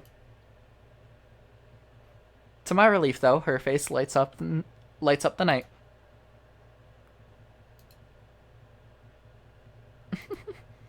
I can't help but grin in response. Then I close my eyes, focusing on my bead and tapping into my magic. When I transformed a couple nights ago to track Silver, it felt a little stiff and unfamiliar, because it was my first time doing it in a while. Now it feels natural again. I open my fox eyes and spread my tails, looking up at Juliet, who hasn't changed yet. She regards me curiously. Now that I think about it, she's never seen me like this before. Whatever she might be thinking, though, she keeps it to herself. Instead, she closes her eyes like I did and lifts her arms to her sides. Her limbs shrink like mine before expanding back out into the shape of wings, and she becomes a bat. She gives them a few shaky flaps, fighting to keep herself in the air. It takes a few more flaps, but she gets the hang of it quickly, coasting in a circle over my head and at an even pace. Once I'm sure she's ready, I turn tail and start to run. The cool night breeze rushes across my fur. Beneath my feet, the earth is soft and damp, and perfect for running on. I turn my head to the side to get a glimpse of Juliet. Her eyes are focused straight ahead, and she glides through the air like a knife through butter. She follows me effortlessly as I run up and down hills and through a field. Being able to let loose and just run like this is something I've missed doing. I push myself to go even faster, challenging Juliet to keep up. With a few powerful wing strokes, she's manages to stay above me, close enough that I can feel the gust of air with each flap. As for someone who hasn't done this in a while, she seems to be in pretty good shape. Since I don't have any particular destination in mind, I just lead us wherever seems greenest and most open. Above us, the stars twinkle merrily while they watch. Suddenly, from the trees in the direction we came from, there's sound of more wings flapping. Juliet and I both turn to see a small flock of other bats coming to join us. Unlike her, I'm pretty sure these are just regular bats, but they dash and dart around us, following along like they were supposed to meet us here. I can't tell what Juliet's thinking, but I hope she's having as much fun as they are, and as I am. At the very least, it's something new for her. That has to count for something. I run and run until I found just about worn out. Words. I run and run until I've just about worn myself out. As my pace slows down, so does Juliet, until I'm only moving at a slow trot. Juliet has to flap her wings more to stay close, turning in circles like the other bats accompanying us. Finally, once I reach a flat grassy area, I come to a halt. I transform back into a person and flop down on my back, looking up at the sky and Juliet.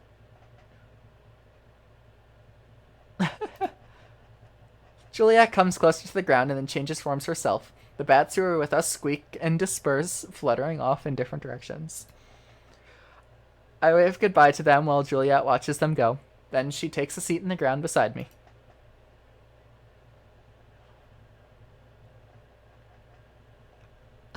This is such a good scene. I love this. She fans herself with one hand. It's the first time I've seen her look worn out.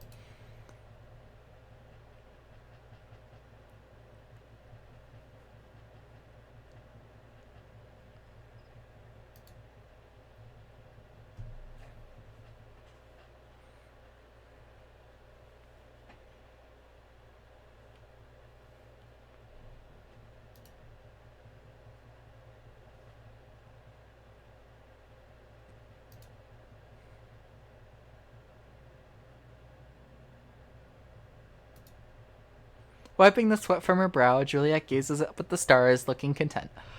Oh, this is such a nice, like, scene. Oh, man. I wasn't expecting that. I honestly was not expecting that. But that's such a good scene. Oh, man.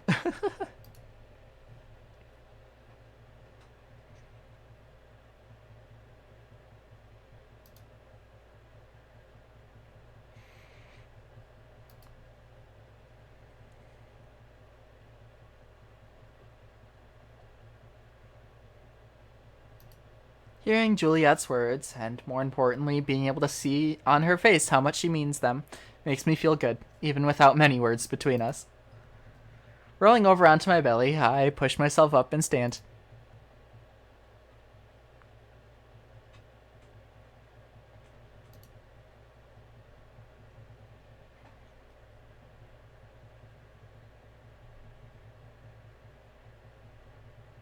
What are you humming at, Opyrus? Also, welcome back. I don't know if you've been here the whole time, but...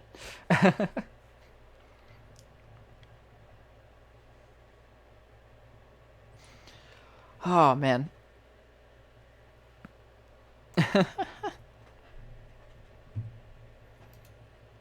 Juliet laughs.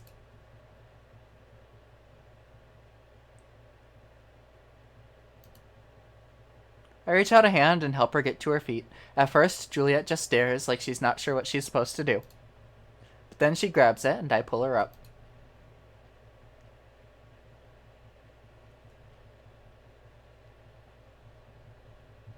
Ah, okay. Yeah, no, that scene is so good. I have to say, all of the scenes from today have just been so good. The students coming in, the scene here, the scene between her and Silver. Ah, it's so good.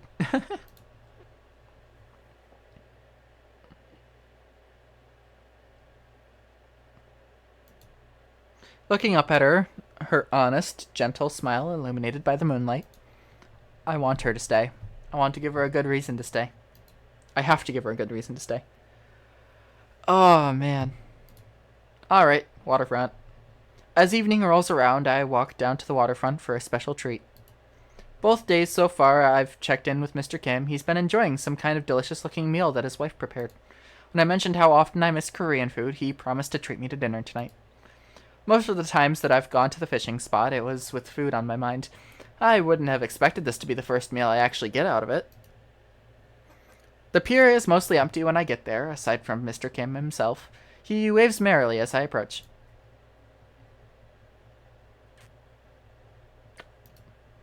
Being greeted in Korean surprises me, and it takes me a second to respond properly.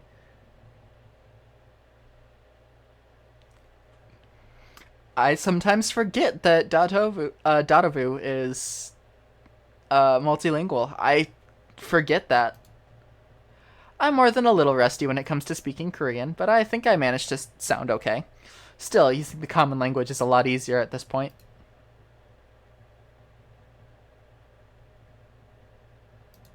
Sure enough, he has a few bags full of plastic containers sitting by his chair.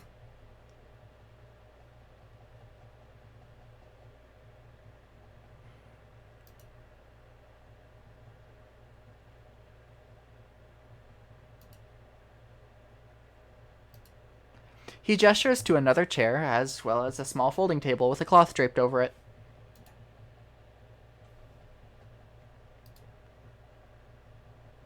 Mr. Kim hands me a plate and a small bowl, and then starts stacking the food on the table. I watch as he lifts box after box from the bags.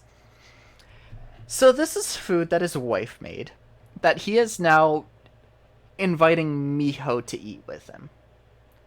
I don't know, something feels weird here. I'm reminded a little bit of Juliet, back when I first got here. Although Mr. Kim accepted my explanation about the magic pretty easily, it's still awfully generous of him to do all this for my sake. I'm definitely not complaining, though. I can see kimchi and rice, plus a couple other things that I don't recognize or don't remember the names of.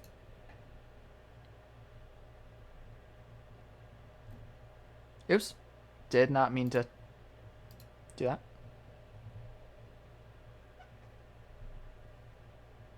Okay, so she was happy with doing it. Okay.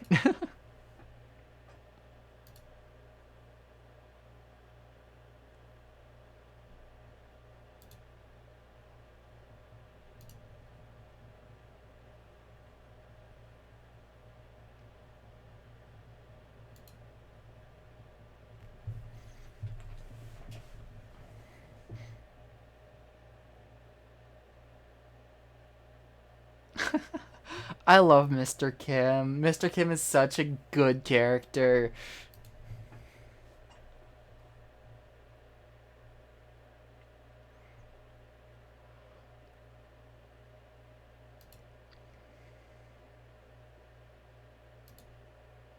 He pours 2 cups of cold barley tea and hands me one. Then he retrieves an even bigger thermos and carefully fills 2 bowls with its contents. The aroma of chicken and garlic hits my nose the moment he takes off the lid. It's been years since I've had it, but I still recognize that smell immediately.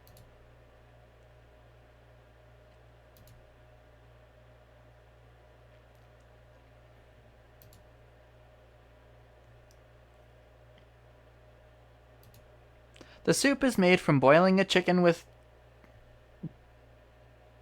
I. This is horrendous for me because I am horrible with pronunciations in other languages. So I'm not even gonna try. Ginseng? I don't know. And there's sticky rice stuffed into the chicken. The last time I was in Korea, it was a special occasion whenever I was able to enjoy a bowl. It's a lot harder to steal compared to solid foods, so the only times I could have it were when I actually spent money to buy some. Modern day Korea is very different from the Korea that I come from, but I still have some good memories from my time there. Finally, after pouring the soup, Mr. Kim hands me a spoon and a pair of chopsticks.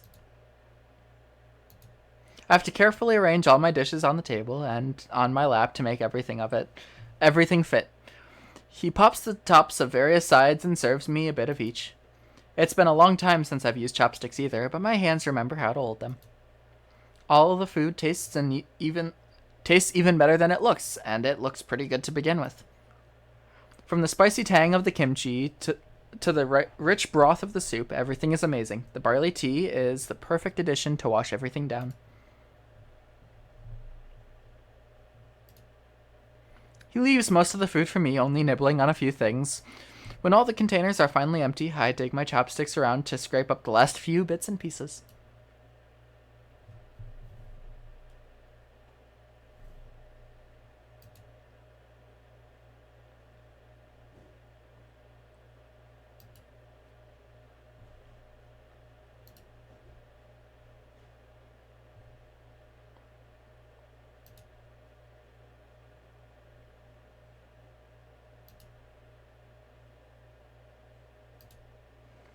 Mr. Kim chuckles, then slaps his knees and stands up.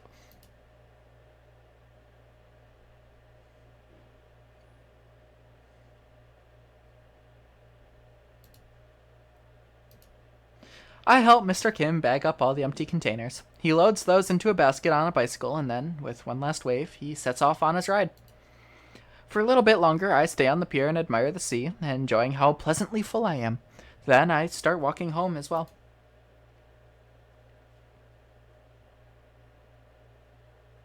Oh, that was such a nice. Oh, all of these scenes are so heartwarming. It's so nice to see.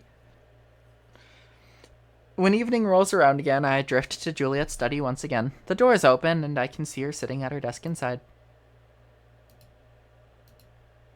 I take the seat across from her. I've started to think of it as my seat.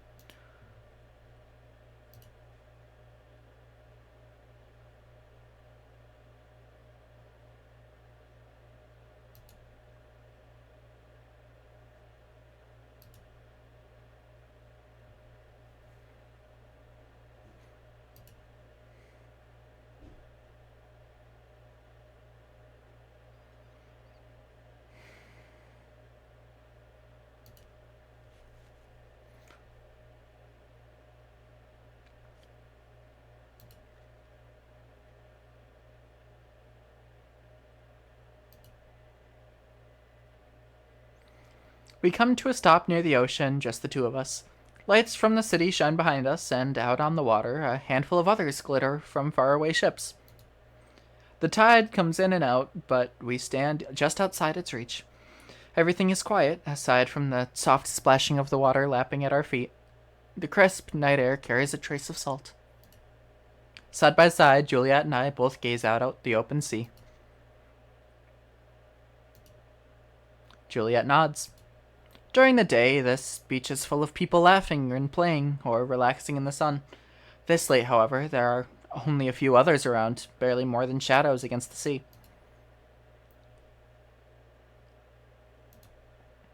Keeping her eyes fixed on the distant horizon, Juliet hesitates before answering.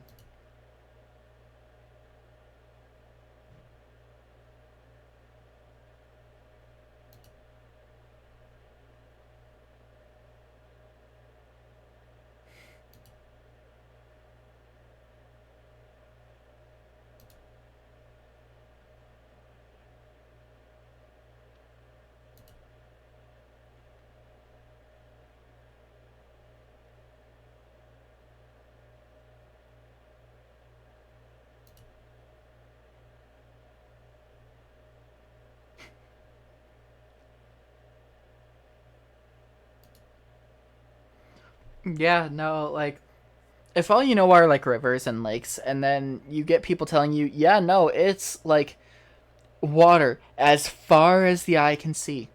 Like, that sounds like an exaggeration. It sounds like, yeah, sure, it can't be that big. I think back to the first time I saw the sea, when I followed Yong Yin's trail all the way to its end.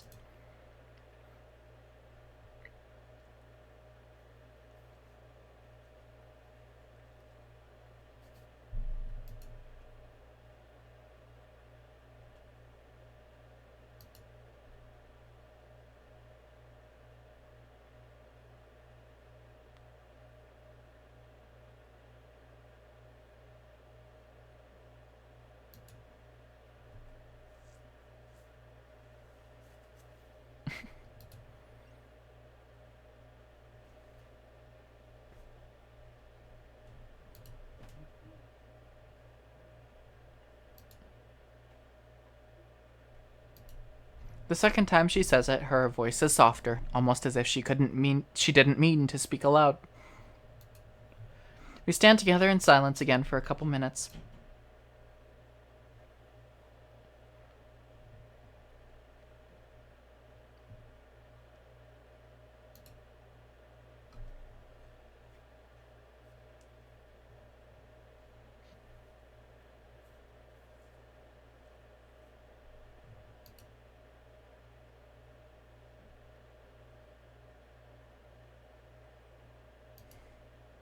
Juliet nods.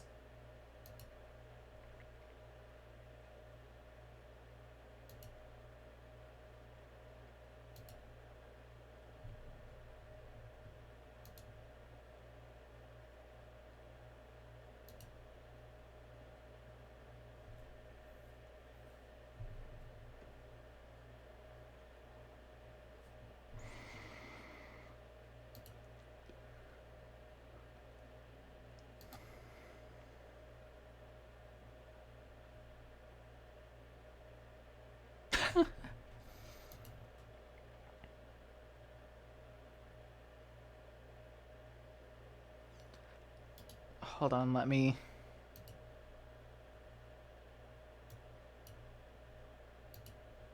Turning down the sound effects.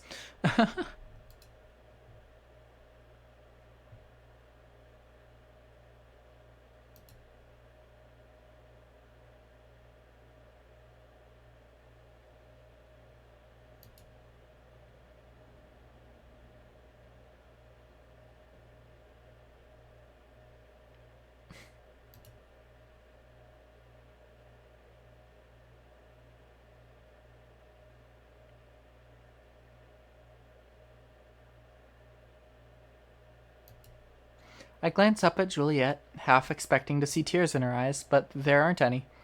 Her voice is strong and stable too, not trembling like she's going to cry. She looks down, meeting my gaze, and smiles. For a long moment, neither of us look away. It's like that moment at the library when I felt we were seeing each other for the first time.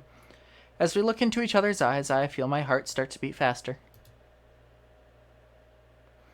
Even after she peers back out at the water, I feel electrified.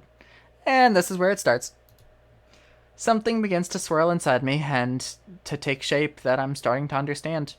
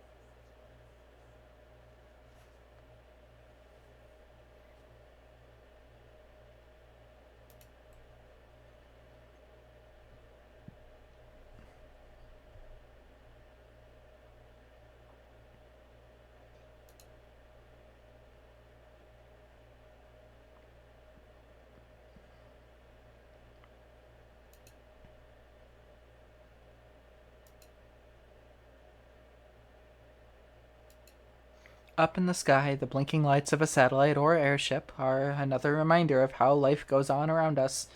They look just like the stars. Standing here next to Juliet, I feel the same kind of quiet warmth that I did last night after our run together. Something from inside myself that feels good and strong and right. The trials and pains that we've been through are very different in nature, but I'm glad that they brought us to the same spot. Beside me, Juliet takes a couple steps forwards, a smile back on her face.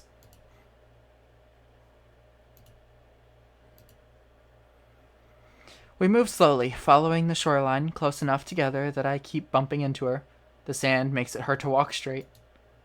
Juliet doesn't seem to mind though, and for some reason, every time it happens, I feel a little spark of excitement inside. The tide sloshes and a little bit higher, enough to sweep around our shoes, but we keep going.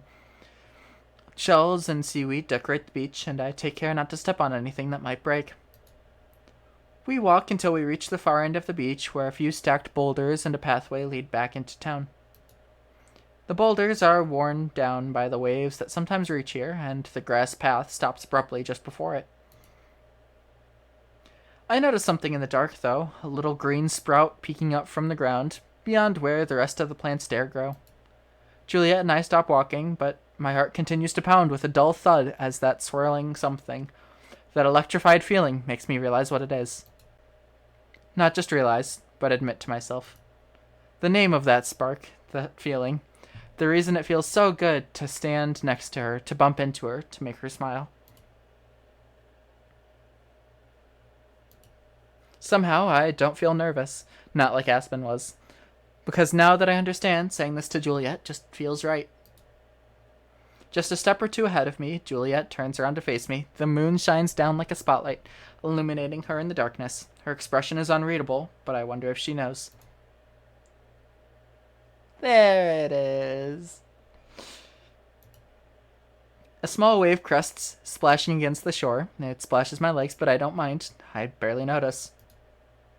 I consider saying more about how I remember her words that day when Aspen told me her own feelings, or about how I feel when I'm with her. For once, there's a lot I could say, but I choose not to. I've said all that I need. With Juliet, so much has always been unspoken that I'm confident she can understand me now. Right now, her eyes go wide, but otherwise, she remains unchanged. I wait. Now that I've said that, I don't know what I hope she'll say. Thinking about myself as the kind of person who could be in love still feels weird, but also feels true.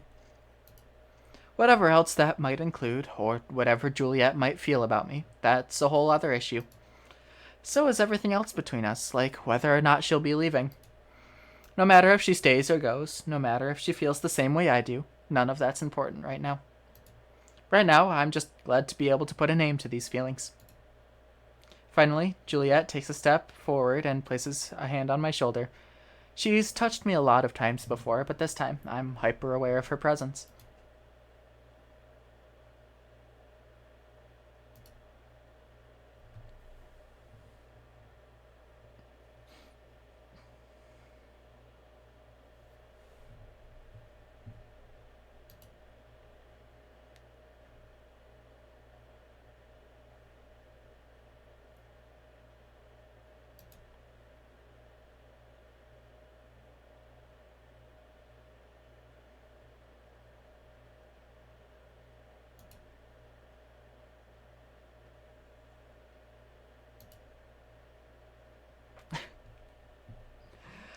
For once, Juliet is completely lost for words. For the first time ever, Juliet seems truly at a loss for words. At Cosette's grave, or when I yelled at her afterwards, or any other time something has happened, she's always managed to regain her composure. But now she seems lost. Honestly, I think I prefer it that way. I reach up and place my hand on hers.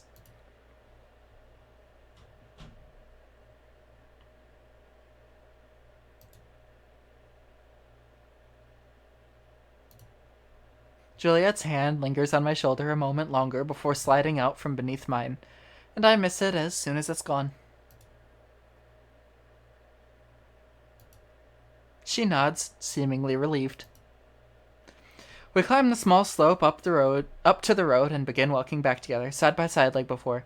I keep my gaze firmly fixed ahead of me, and I'm pretty sure she does too. Both of us keep our thoughts to ourselves. My heart turns somersaults as we go, filling me with nervous energy without an outlet. Now that I've said them, the enormity of my words, and just what they mean for me, has begun to sink in. Juliet's kindness and compassion, the memories we've always made together, and the way she understands me in a way that only another fabled can, all those things have been pointing in this direction for some time. It's just that I only figured out where that road was leading. When we get back to the library, we wordlessly hug each other before going our separate ways. I have to say that this game did something interesting I wasn't expecting. Because a lot of visual novels... Okay. Let me put it this way. I, at one point, had found a company that did a bunch of free visual novel mobile apps. And I played a lot of those. Because I enjoy visual novels. Because I enjoy a good story. Usually what would happen is... like, you'd get all the different characters. You'd kind of get their personalities throughout. And usually what would happen would be they would each kind of mention that they have feelings for you relatively at the same time. And then at the end of the game, you choose which one to go with. This one is interesting because no matter what, Aspen confesses to you earlier in the game. And then from there, you continue on. And then your character, in this case Miho, is the one who confesses. It's so different from anything else that I've done that it's like that there's one character that comes to you first, and then later on you go and you make the choice. Well, I guess you don't really make the choice too long after, but like it's weird that it has such a gap between the confession and when the decision actually comes to light. It's weird that kind of that gap there. In my bed, I lie awake and stare at the ceiling. I know what it sounds like when I'm lying, and it's not how I sound now. My feelings are real and true, and now they're out there. Tomorrow feels so far away, and yet I don't know what I'm waiting for. What would it mean if Juliet loves me too? What would it mean if she doesn't? I'm still figuring out what it means for me to be in love with myself. I haven't gotten to the other parts yet. As I close my eyes, though, thinking about her hand beneath mine and the feeling of her arms around me, I can't help but think maybe I'm hoping for more than I can admit.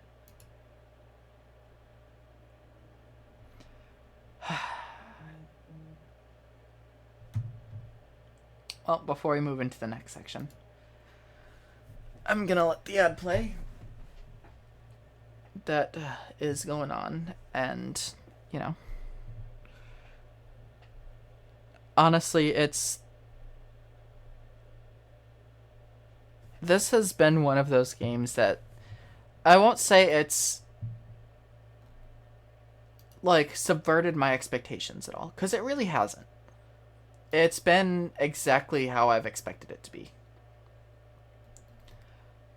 but at the same time, it is so unlike anything else that I've played.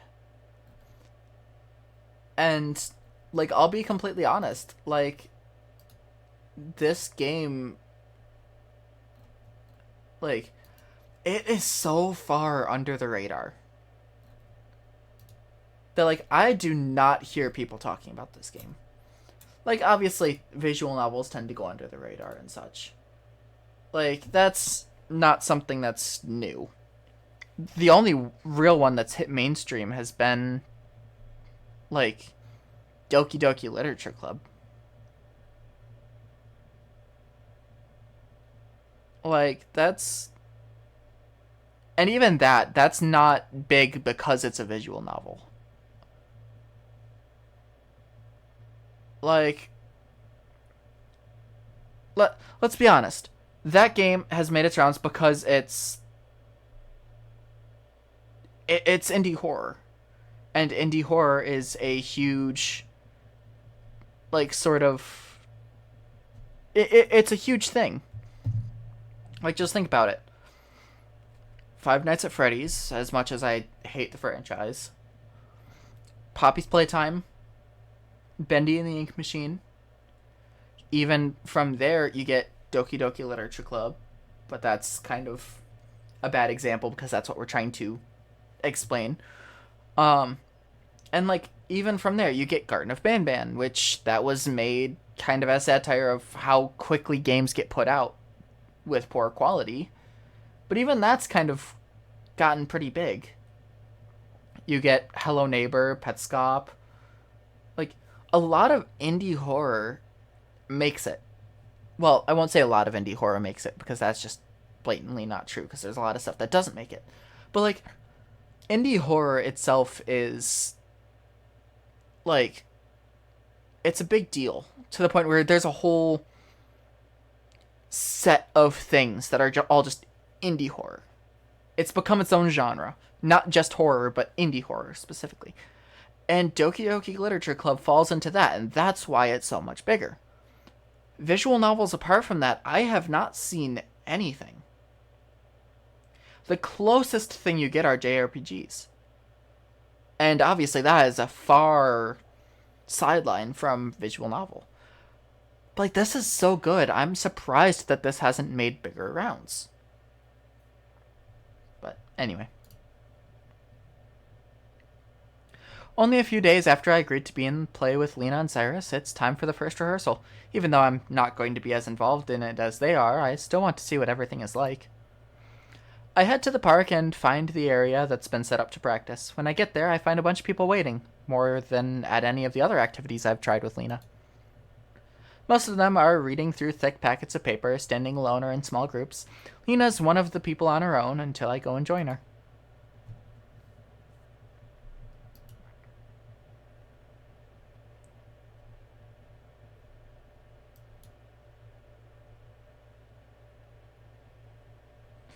I love Lena so much.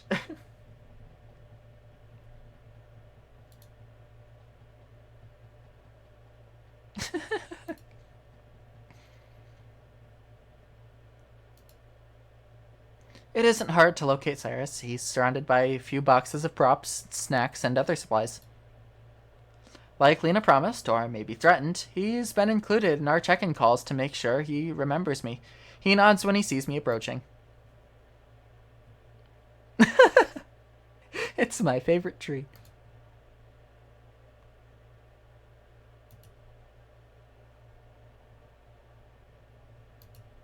He digs through a bunch of copies on the script until he finds one with my name on it.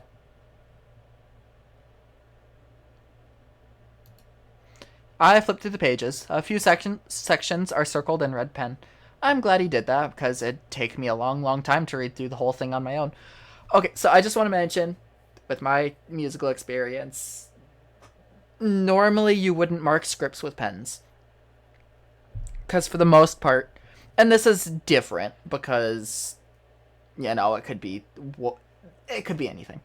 But when we were doing musicals, our scripts were original copies that were rented to us to use for our rehearsals and performance. So anything that we marked had to be in pencil and erased before we returned them. So we would never mark anything with pen or highlight or anything like that.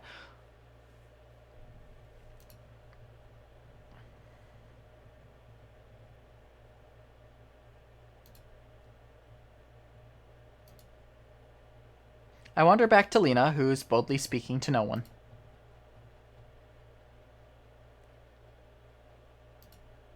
She stops, shaking her head.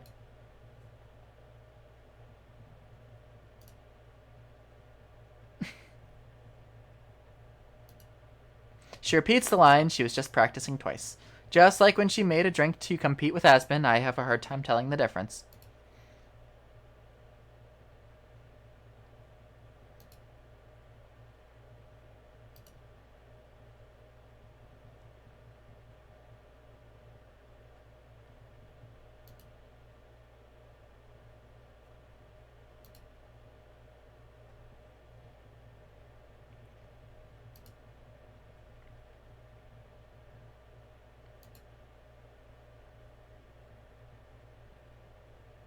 Yeah, that's fair. Lena looks off into the distance, seeming unusually serious. Her wings sag and she bites her lip.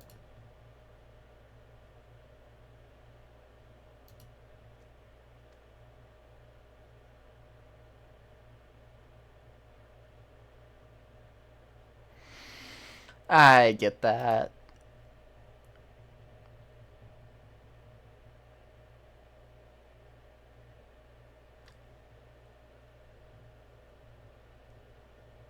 Oh, I never figured out what type of bird she was, but I guess she's a swan. Yeah, that makes sense. And I also completely see her reasoning of like wanting to quit. It's just like when you get pushed to do something so much, you really don't want to do it anymore because it feels more like a chore and you're doing it for other people than wanting to do it for enjoying it. I completely understand that. And I will say that's partially an ADHD thing. I found out that when people tell you that you need to do something, you all of a sudden don't want to do it. It would not surprise me if Lena has ADHD. Would not surprise me. I'm not saying she does, but you know.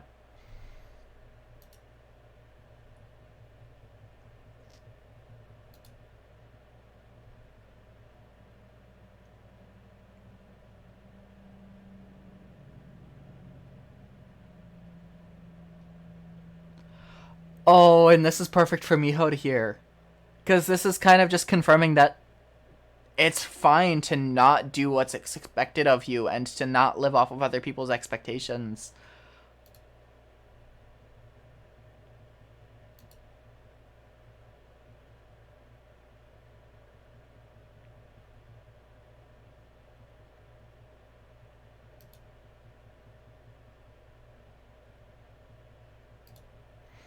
It reminds me of some of the conversations I've had with Aspen and Juliet, where they encourage me to do things for myself. Lena's in the same situation, but from a different angle.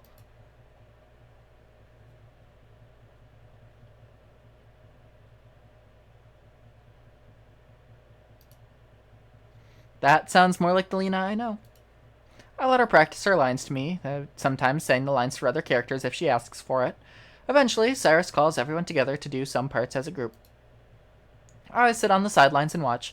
Both Lena and Cyrus give it their all, just like Lena promised. Some of the other actors sound a little bored or unsure of themselves, but those two don't have any issues. After a while, Cyrus calls an end to the rehearsal, and we all go our separate ways until next time.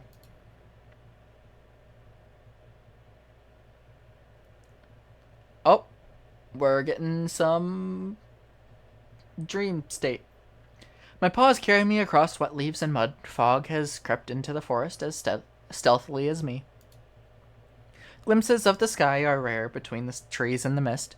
The wild mountains and hills are hidden as well, out of sight but not mind. I run filled by a sense of purpose. It lightens my steps and pulls me in the right direction. I'm going to see someone I care about very much, and who cares about me. Somehow we found each other. My person. The path is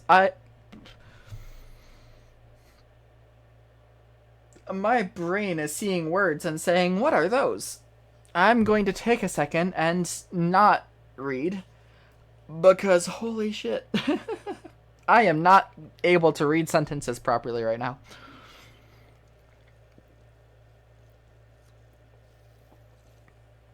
This is what happens when you read so much that words no longer feel real. The path to follow is engraved in my body and mind, almost instinctual. A warm smile, a gentle touch, a kind word. These are the things that draw me forward. I slow down as I get closer to my destination and to the silhouette waiting for me. It's impossibly bright as I approach, my heart pounding in anticipation, like the sun has descended to greet my person too. It matches the feeling in my chest, warming my soul and fur. So bright that when my person turns around, stooping low to greet me, light is all I can see. But I don't need to see, only hear. That voice that I could never forget.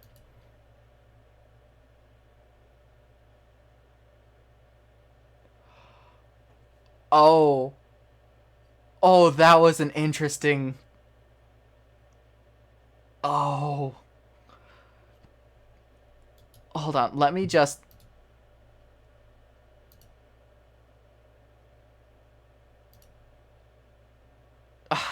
It's not gonna do it, but. The fact that the voice switched from Zhang to Juliet, that was cool. I opened my eyes to my darkened bedroom. My nap must have lasted a couple hours, longer than I expected it to. The moon and stars are already out. I can barely remember what I did with the rest of my day before I took my nap. Breakfast with Juliet was quiet, and we didn't talk about last night. I'm sure she'll bring it up when she's ready. After a quick check-in with Aspen on the phone, I went through work like a zombie, mindlessly making my way through my tasks. After closing up, I planned to just catch a quick snooze, but the late nights and exercise I've been getting finally caught up to me. The last few seconds of my dream replay in my mind while I lie in my bed facing the wall. That touch. That voice. I can't say for sure whose they were. As I come to my senses, I start to notice something out of the ordinary. A sound drifting up from downstairs. Music. Rolling out of bed, I go and crack my door open. Surely enough, the sounds of a violin and piano waft their way up from the library. There's another sound too. Juliet talking to someone. Her words are muffled by the distance and the music, but I can tell from the soft tones that it's her. I wonder if the other vampire, Ezekiel, is here. I don't hear a second voice, though. I draw in a shaky breath to prepare myself and then head downstairs. The music gets louder as I approach the main room until I finally discover its source. Juliet set up an old record player on one of the library tables. A small stack of dusty records sits next to it, the sleeves all frayed around the edges. As I round the corner, the soft murmur of Juliet's words becomes coherent, and I pause for a moment to listen, still out of sight.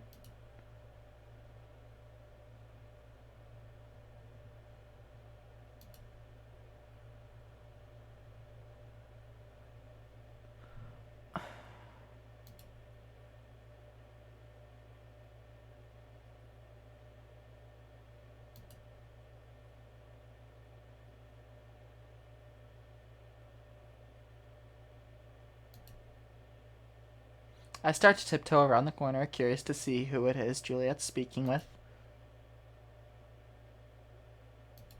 I freeze again, halfway there.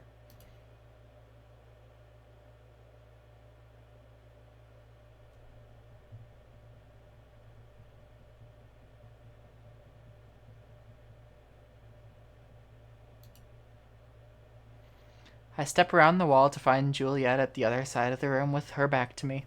She stands near Cosette's portrait, one hand on the frame, the same as she placed it on my shoulder last night.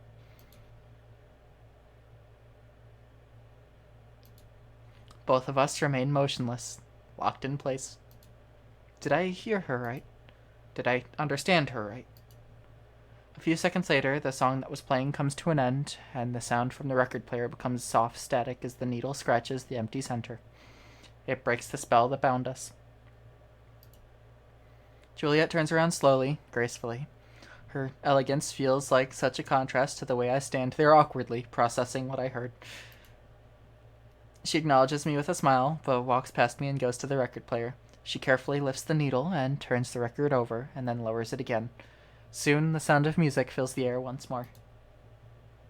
Now, Juliet approaches me, one hand outstretched towards me.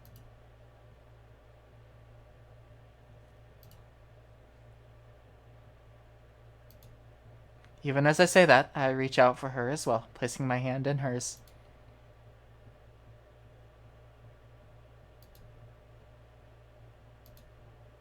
Juliet gently pulls me forward, and I reach her in just a few steps.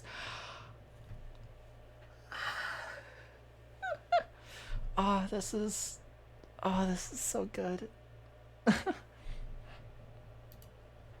She holds her linked hands out to the side and wraps her other arm around me. I just kind of stand there, letting her guide me. My heart feels like it's going to jump out of my chest, but I keep myself calm, focusing on the motions instead.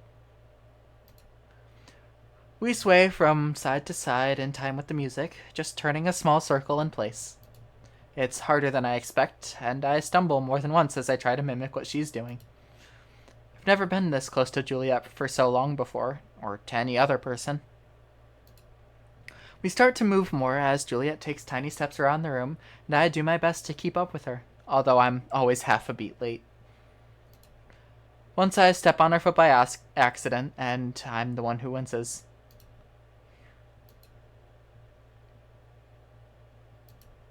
She takes it in stride, not missing a step. The song ends and another starts, and we keep going. Little by little, I'm getting the hang of it, although I still feel clumsy and make mistakes. But I'm able to get into the flow, stepping in time with Juliet instead of just after. Just inches away from my face, Juliet looks into my eyes and I gulp nervously but stare back, trying to focus on both her and my feet.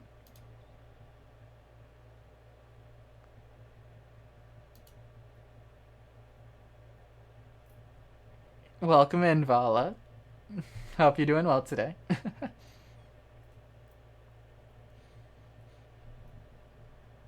And what did you forget? Just stream or something about the game or... Because I... It's completely fine if it has anything to do with forgetting there was a stream.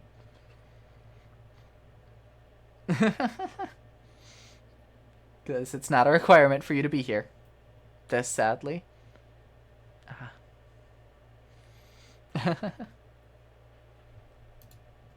My voice is barely a whisper, a croak. I can tell that I'm blushing furiously. Being with her like this, I have a feeling I already know what she's going to say, but that doesn't stop my heart from racing.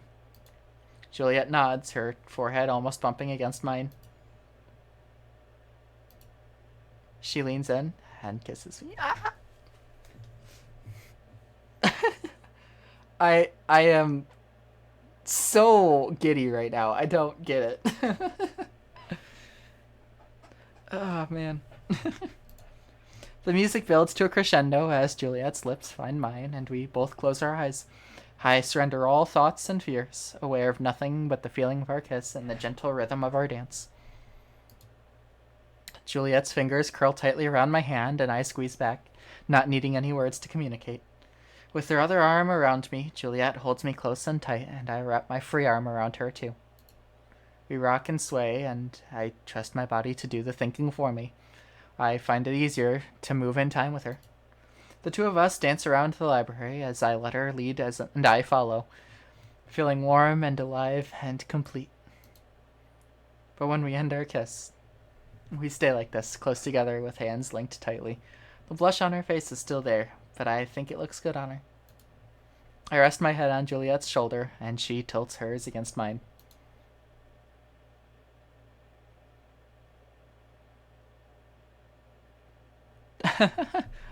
It's fine. So far, today, we found that video calls do work.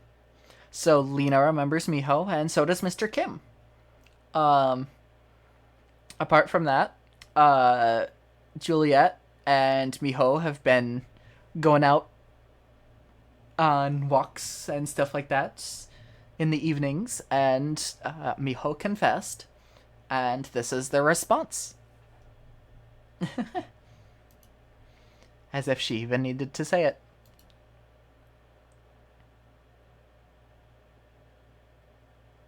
Juliet and I talk and dance and kiss into the night until sleepiness manages to overwhelm my excitement and I have to go to bed. Even as my head hits the pillow, I'm looking forward to waking up tomorrow and seeing Juliet again. When I do open my eyes a few hours later, that feeling of elation hasn't left me and gets me to bounce out of bed and get ready in a hurry. I stare at my own reflection in the mirror as I brush my teeth and wash my face. I don't look any different than usual, of course, but I half expected to. To rush to see her. Yeah,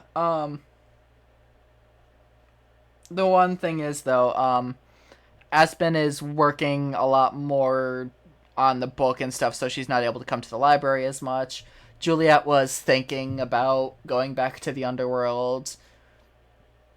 So, yeah. My lips tingle with the memory of Juliet's against mine and the tender look on her face, a look meant just for me. After I finish washing up, I hurry downstairs to breakfast, taking the stairs two at a time. I practically slide into the kitchen. It's not just Juliet sitting at the table, but Aspen too.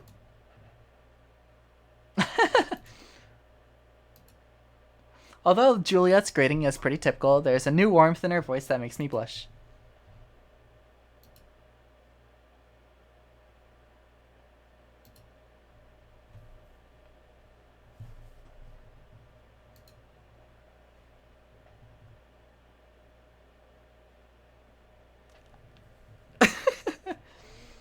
There it is. It hasn't even been a full day. It hasn't been more than a few hours.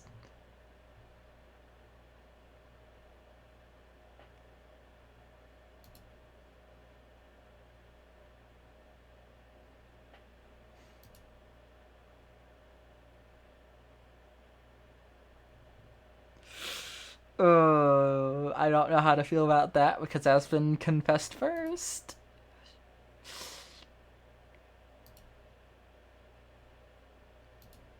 Oh, I do not like this. I glance at Juliet, who's standing up from the table. She gives us a friendly wave towards the door.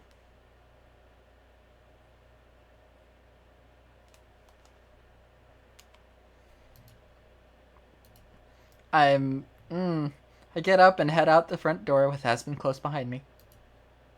The two of us stand beside each other on the porch, the early morning sun just starting to shine over the hills. Late nights and early mornings, I've had plenty of both, but that's okay. I have things worth staying up for and things worth waking up early for.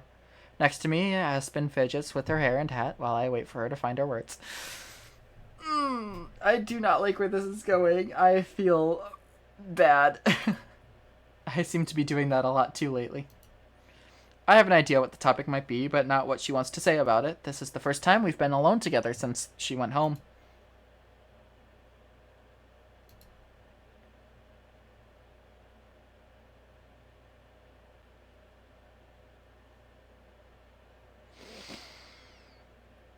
Yeah. Ah, fuck. How could I forget? I swallow a lump in my throat, trying to just listen to Aspen without getting ahead of myself.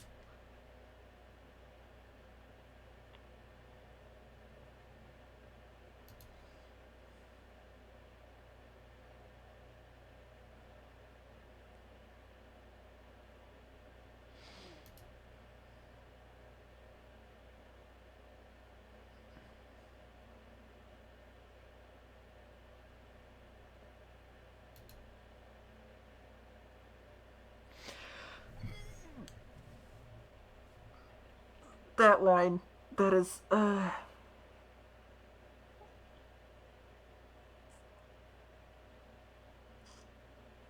Yeah, I wish I hadn't heard the song before. Fuck. That line hurts so much. Ah.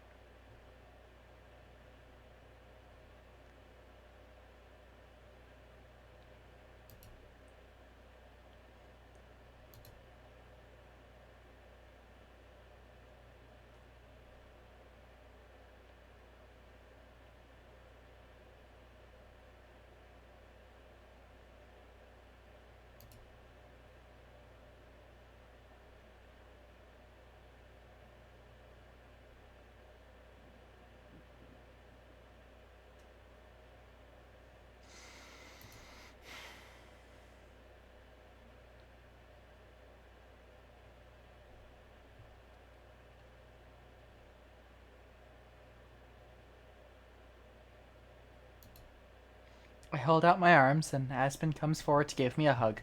It's different from hugging Juliet, of course, but still nice. I'm also relieved to hear how Aspen feels that she won't be hurt by seeing Juliet and me together. It's still painful to have lost all that time we shared, but at least we're both eager to rebuild it. Aspen pats me on the back before she steps away.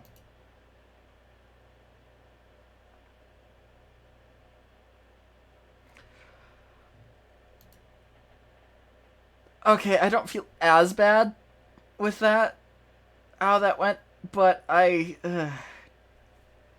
hate that confrontation there. I am glad to, like,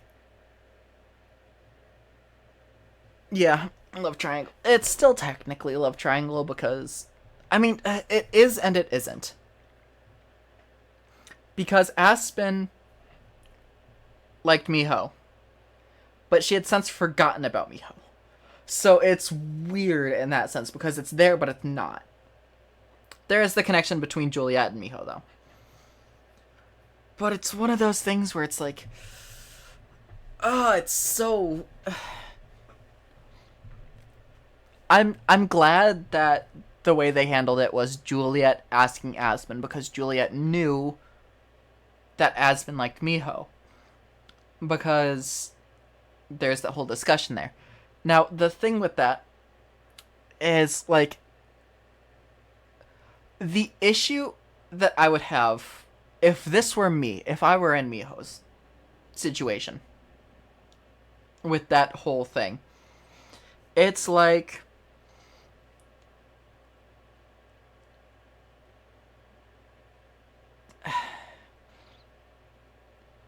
it's not betrayal, but it feels like it. It's the sort of scenario where it's like, imagine saying to someone, oh yeah, sorry, I'm not ready for anything, and then going with someone else.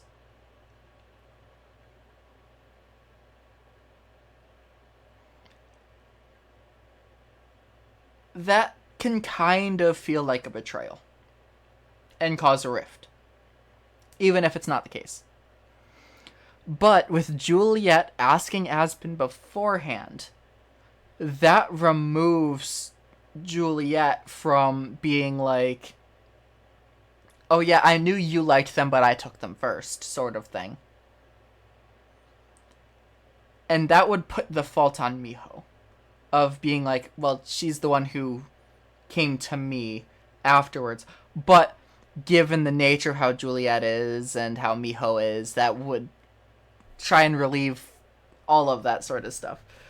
But like just that whole situation, like of that confrontation, especially like that, can we talk for a minute, like outside, away from people? That would give me so much anxiety and make me so uncomfortable to talk about. Back inside, there's a sizzling sound coming from the kitchen, as well as the delicious smell of cooking meat. Aspen and I enter to find Juliet frying bacon as well as preparing the usual dishes.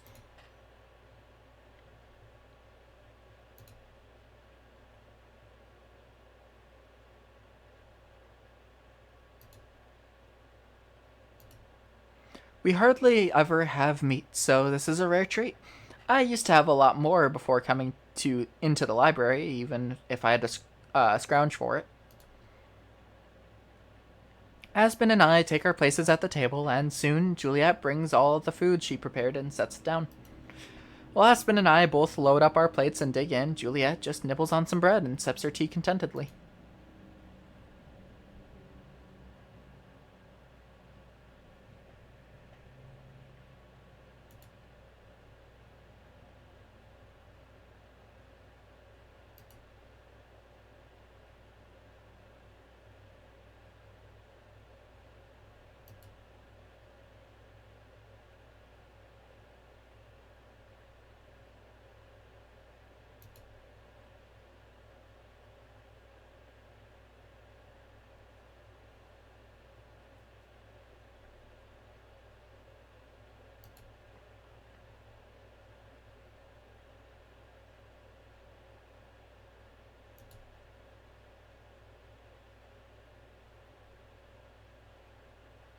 Yeah.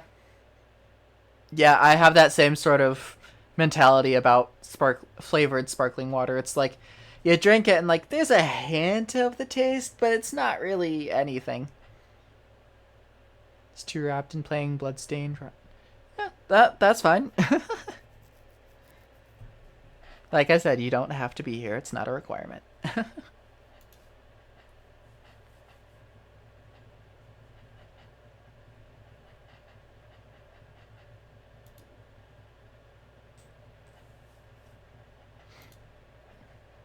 We make short work of everything Juliet cooked, but not even leaving behind a crust of bread.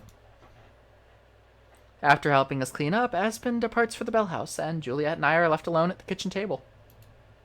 I'm glad that we've gotten more comfortable with silence, because I'm not totally sure what I should be saying or doing now. As different as things may be, we're still the same people. Even though I want to talk with and be with Juliet more, I haven't magically become more eloquent. It'd be nice if my magic did work like that, though.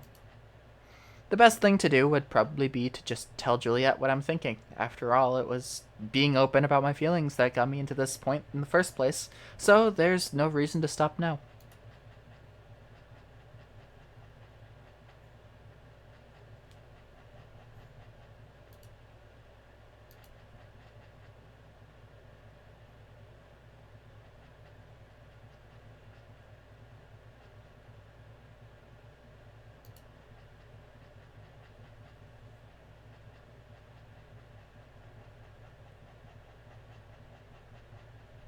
Yeah, and I appreciate that well.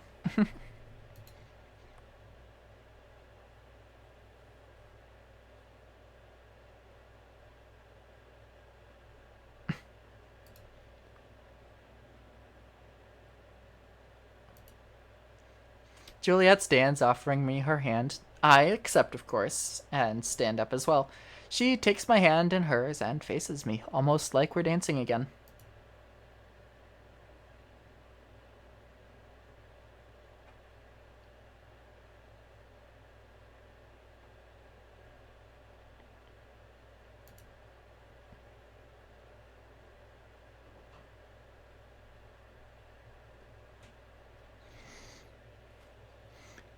Thank you. I've always had that mentality about that sort of stuff. Uh, Everything else is just a title. It doesn't need a title. You can still be that feeling of close without actually dating or being in a relationship. You can still do all that sort of stuff. It's just a title. There's nothing else to it, and it's not important. If it is important, if the title is important to you, then I feel like your priorities are elsewhere. I feel like at that point you're in it for more than the person, you're in it for the title. And that is something that, to me, at least, is a red flag. Because, like, then at that point, how much do you really care about the person? And yes, they are. Welcome back, Ray. But yeah, like, that kind of mindset has always been how I've thought about that whole sort of situation. It's like, call it whatever you want. They're titles, that's all it is. If you need it to be called a specific way, I feel like you're prioritizing the title more than the person you're doing it with. So, you know. Like, sure, you can call it whatever, but if it's so yeah, okay. Um, it is just the sort of thing where, like, I don't know, just priorities feel like they're in a different spot if the title means that much to you. Like, oh yeah, we need to have the title of dating. We need to have the title of being in a relationship. Like, no, you really don't. What matters is that you enjoy the time together and that you're happy with each other and that you know how you feel. The titles are just for other people to have an easier time saying what it is. That's something that I actually learned the hard way.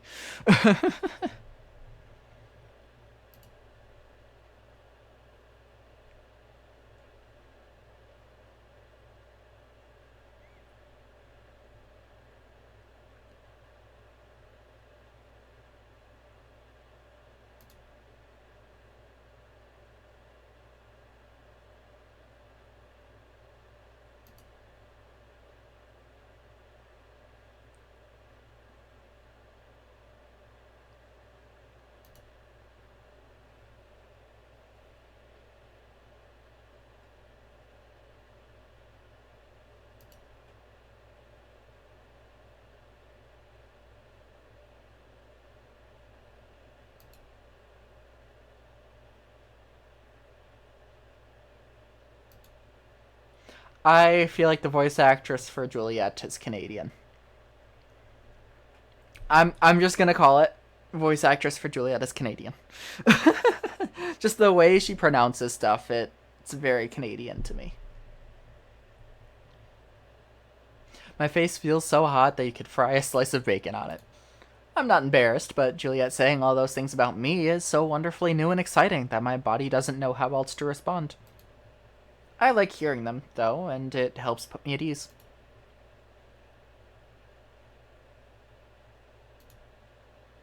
Still keeping my hands in hers, Juliet leans forward and kisses me, making my lips tingle again. I'm pretty sure I could get used to this. But can it last? That question permeates everything for me. For the past couple days, it feels like we've danced around the tension, the unspoken question. Is what we have, whatever words we use to describe it, enough to make Juliet want to stay here? I shouldn't expect one night to make up our mind, and I'm sure she'll tell me when she's ready. If the answer is no, though, if I do get used to this and to being with Juliet, then will there ever be a time where I'm ready? Once again, I force those thoughts away. The nature of our relationship has changed, but my goals haven't. No matter what's coming in the future, I want to enjoy these moments with Juliet now, and hope that they can be enough for her, too.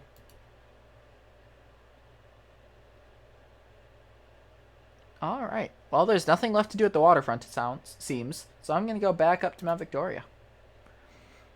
Looks like some tourists left out breadcrumbs for the seagulls because they're totally dominating the lookout today. I lightly shoo them away, trying to make my way to the bench so I can rest my feet, but the further I get into their whirlpool of wings, the more that I realize that they must have found something even better than bread if there are this many of them. Curiosity gets the better of me. What's got them so excited? What the? How did they manage to snag an entire meter-long super sub sandwich? Not even I've managed to steal one of those. I'm so jealous.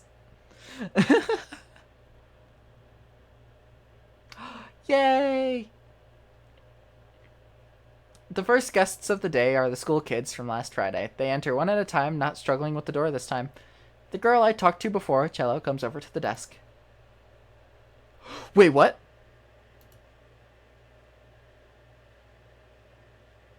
Wait, hold up.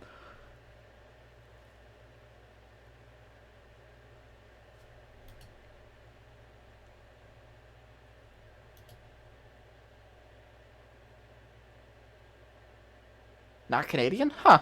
Sounds Canadian to me. Well, either way. Wait, so the kids remember Miho?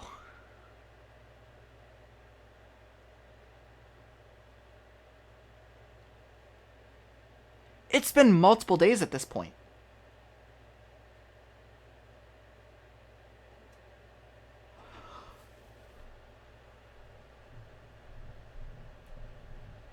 What? She's from the Midwest? Interesting. Okay. She has a very Canadian accent. Interesting. But why? The kids remember Miho. How the fuck? Why? How?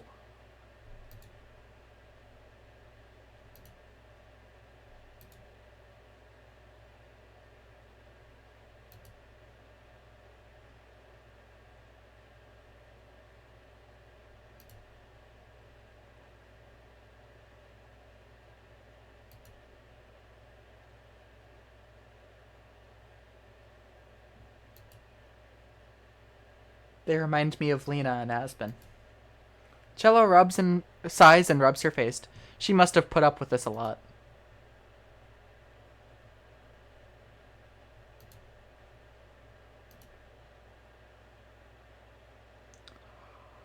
It's only Cello. Cello's the only one who remembers. What the what?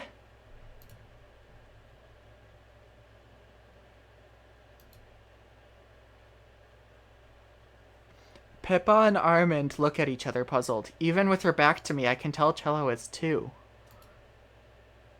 It even takes a moment for me to realize what's happened. I've gotten so used to my friends remembering me that I didn't even think of how weird it is for Cello to remember too. I'm sure we haven't seen each other since the last time she was here, but she hasn't forgotten me.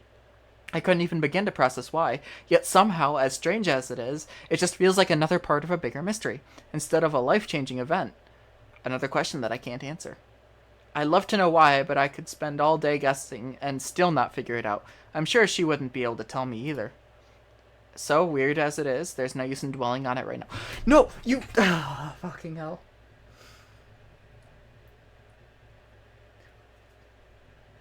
I want to know so bad. Because this just completely changed things.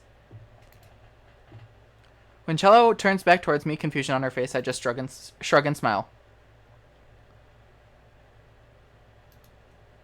The young mermaid... Okay, she's a mermaid, not a siren. Okay, close enough. Doesn't look totally convinced, but she nods all the same.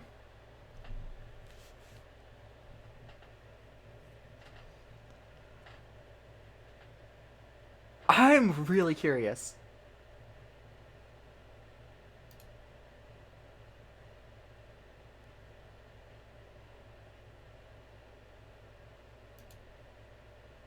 She looks back at her friends, who are both distracted by some of the library decorations.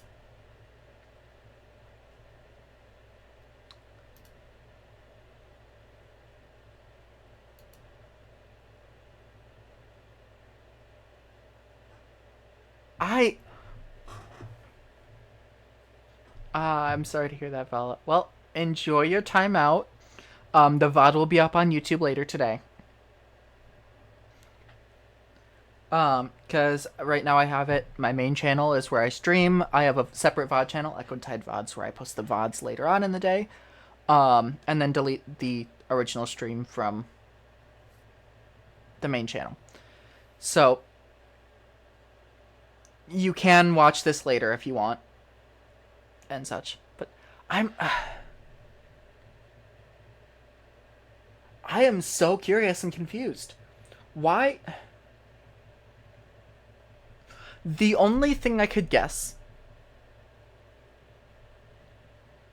is that somehow Cello is a Gumiho herself. And that Gumiho are immune to the curses of other Gumiho. That's my only guess. Because I can't say fabled, because... Alright, goodbye, Vala. I can't say that it's just fabled in general, because Juliet is a fabled.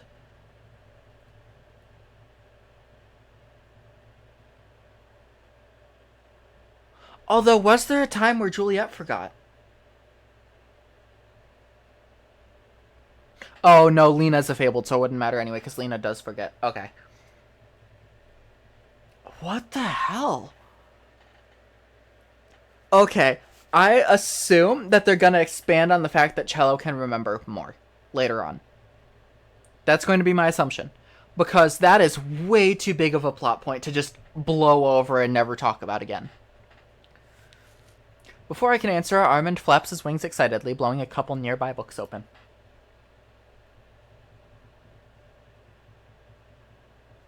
Yeah.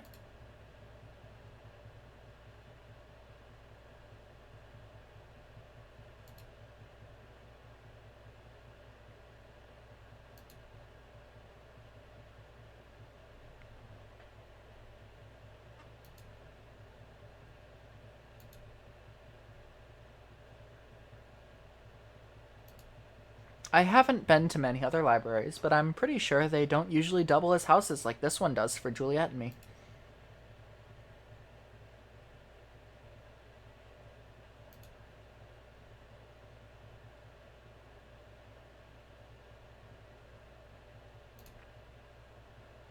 Pippa rolls her eyes, but shrugs.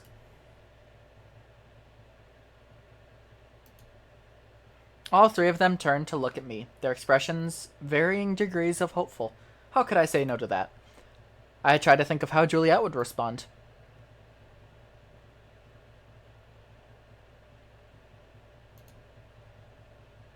Yes, you will. You're a couple of brats. Like that.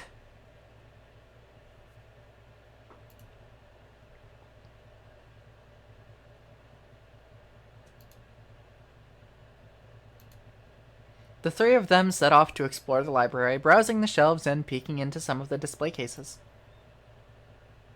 I keep working on my daily tasks, but keep one eye on the kids while I do. True to their word, though, they're mostly quiet and not too rowdy, so they don't cause any problems. Sometimes they sit down at one of the tables to write and then get up to look around some more. They've been here for a little over an hour when Juliet comes downstairs and joins me at the front desk. I hop out of my seat, pleasantly surprised.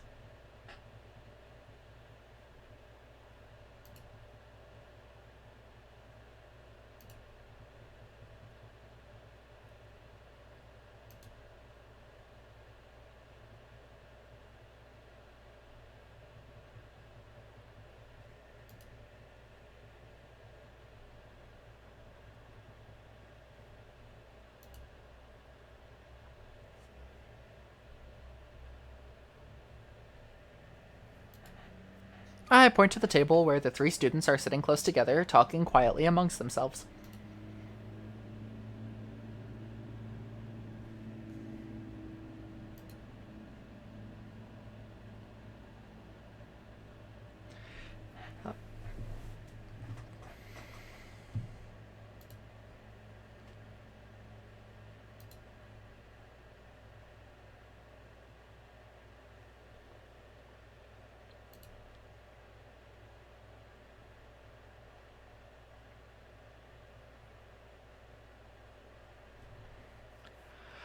It's really weird.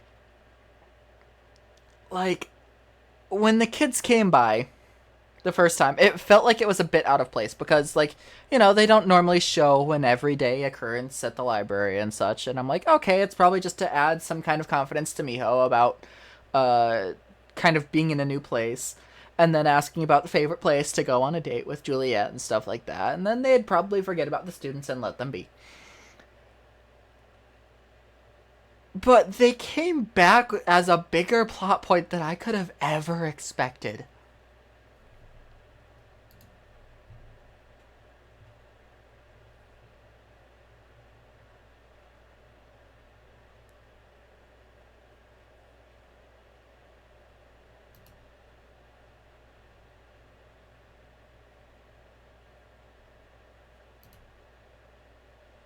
I nod. Just then, Armand and Cello both stand up and start heading over to the desk while Pippa stays at the table.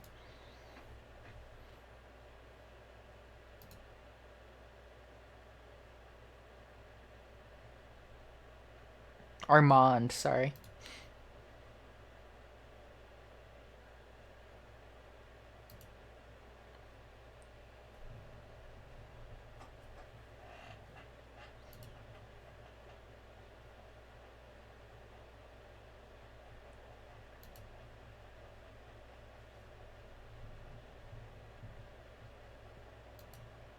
She blushes, looking a little embarrassed. Armand steps forward bravely.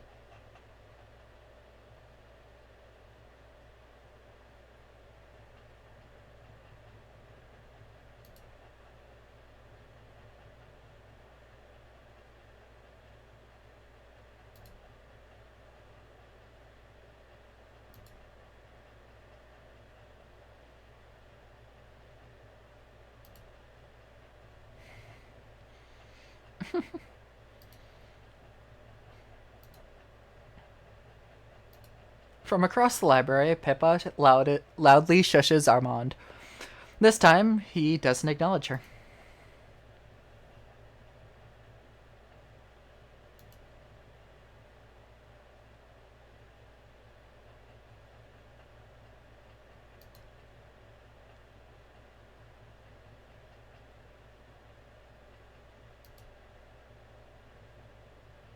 The four of us head to the shelves where Juliet points out a few older books.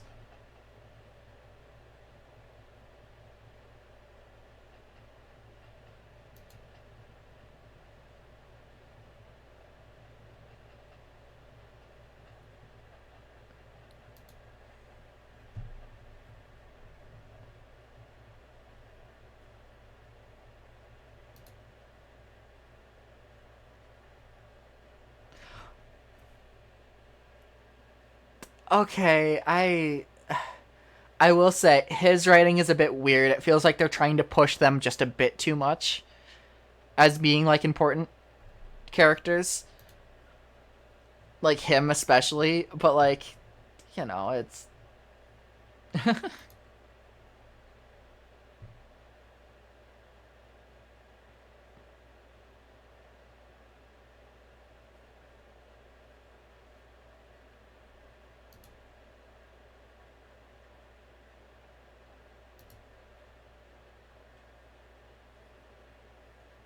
bequeathed. I don't think these kids know what the word bequeathed means.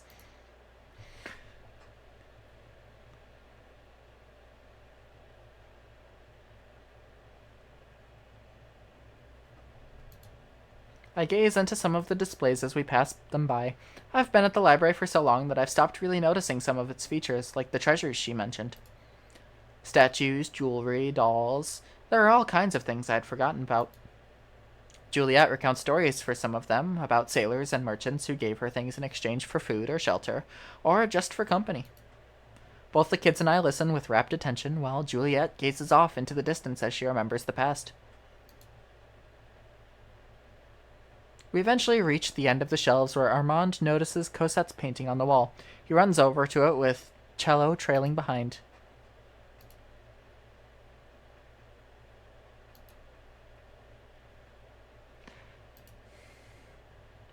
Juliet smiles thinly. I glance ancient. I glance anxiously between her and the students, wondering if I should try and move us along, but Juliet clears her throat.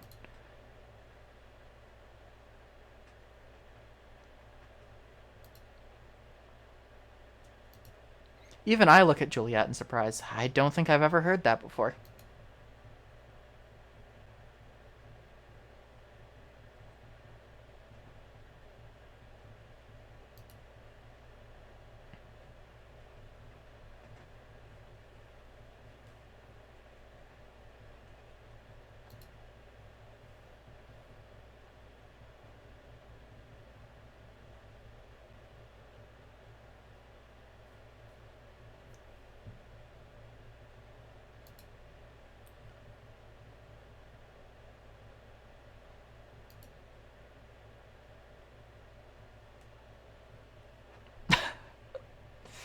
Ah, fucking hell. They both laugh as we move on to the back part of the library, away from the shelves. Juliet shows them the kitchen and dining room, as well as what it's like behind the front desk.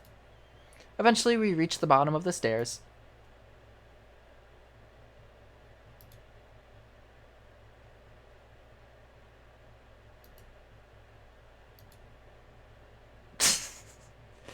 Man, this kid is desperate to get into some people's bedrooms.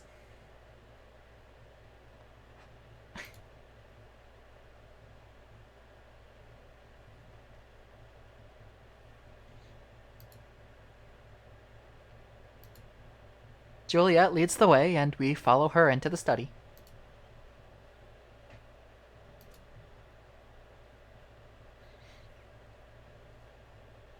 Oh, these kids are just so precious.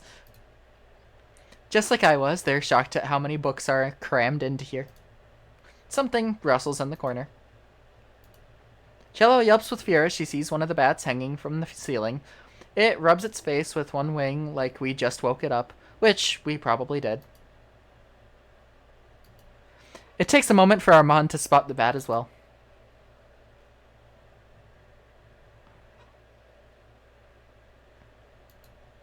The bat flaps its wings in what seems like an indignant way, glaring at Juliet.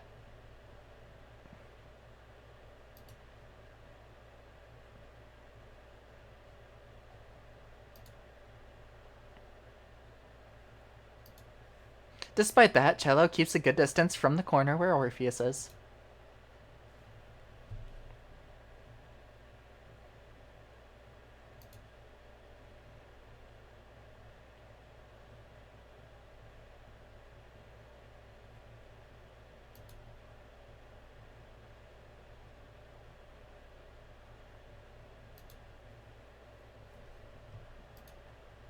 Armand and Cello browse around, although they both shoot nervous glances at the bat every so often. Orpheus closes his eyes and either goes back to sleep or at least pretends to.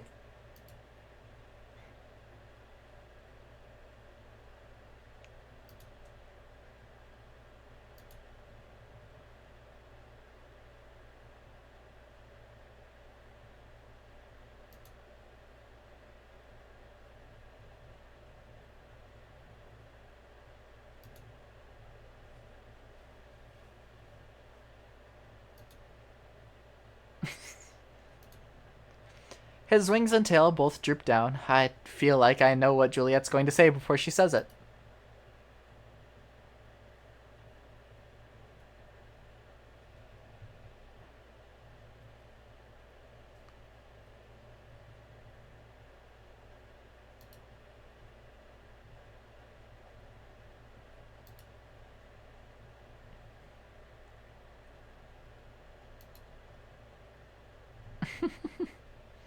Oh man, these whole interactions with the kids are so precious.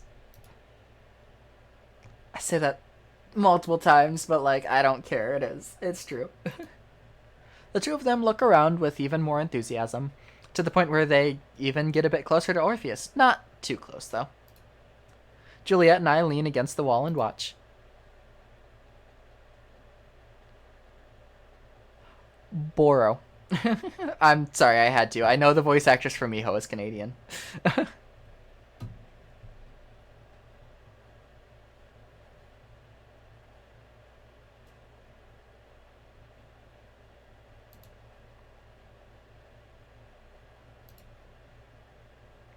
After a few minutes, Armand and Jello approach us with a small stack of books each. Juliet glances over them all before she nods.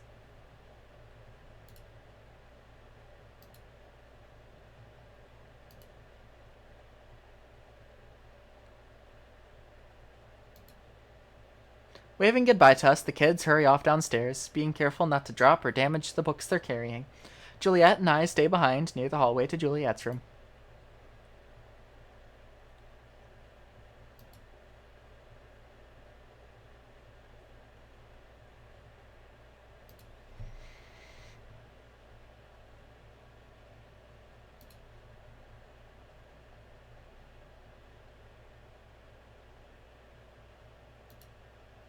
I lean against Juliet, and she wraps her arm around me. I should get back to work soon, and I know Juliet still needs to sleep, but I'm glad to have this extra moment together. There's plenty I still don't know about Juliet, but I'm looking forward to learning it.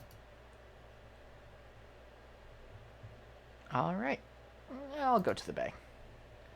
It's rare for me, but the sun is cozy enough that it seduces me into napping on the beach. I have a warm, formless dream that carries me away as lazily as the gentle lapping of water on the shore. And I wake up covered in sand. Like, totally covered. Like, I think someone tried to bury me. When I look around for the perpetrator, sure enough, two guilty-looking children with shovels shriek and run away giggling. Well, thanks for the blanket, I guess?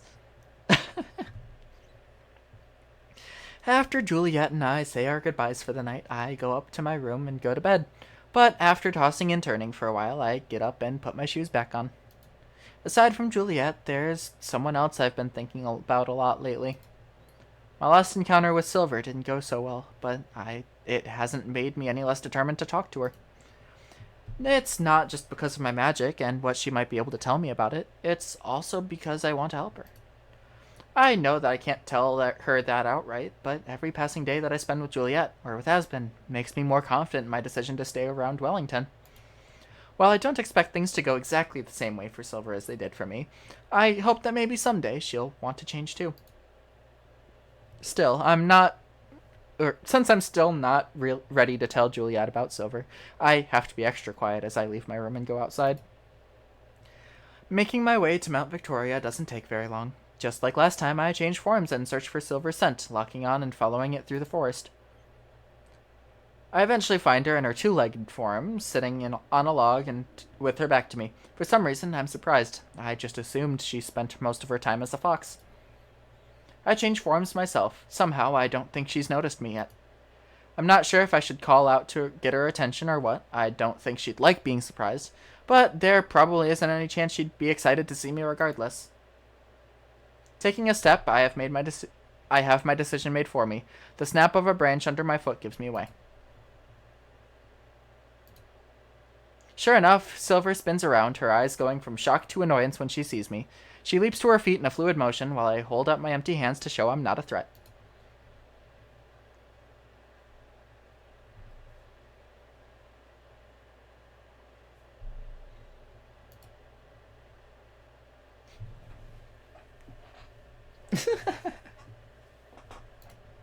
I didn't bother to make a plan for her to convince her to talk to me, since she has a tendency to mess up any plans I try. She snorts in derision and transforms as she turns back away from me. In a flash, she's taken off. I change forms and run off after her. She's tricky, not just fast, she also darts back and forth, weaving around trees as she tries to get away. I don't let her, instead keeping her in my sights, even though she manages to stay ahead. The forested area isn't very big, but she backtracks so much that it feels huge. If we were in our other forms, I'm sure she'd be shouting taunts at me, or obscenities. Instead, it's gravely silent, other than the soft sound of her paws on the leaves and moss. Silver eventually gives up on trying to confuse me and instead puts on a burst of speed, pulling further and further away from me. Why is she so determined to run away, and why am I so determined to catch her? The first part isn't tough to answer, because running away is easy. I understand, because until recently, that was exactly what I would have done too. But the second part, that's harder to say. I push myself as well, trying to run faster like Silver. It's hard though, and my legs are already aching. I have to start relying on my ears and nose, and not just eyes to track her. Suddenly, I reach her again. Not that far out of reach. When she spots me, I can see her try to dash again. Only this time, she doesn't seem to be able to pull it off either. That's when I notice her limp. It's subtle enough that I can only tell when I'm closer up to her like this, but one of her back legs is definitely giving her trouble, and it's starting to slow her down. When it becomes clear I'm going to catch her, she abruptly halts, transforming back in a flash. I scramble to bring myself to a stop and then change too, almost collapsing backwards onto the ground. My lungs feel like they're on fire, but I stay on my feet. Silver doesn't move, her back still to me, even as I see her chest heave while she catches her breath. She clenches a fist, illuminated by the light from her bead. I think it's the same voice actress for both the characters.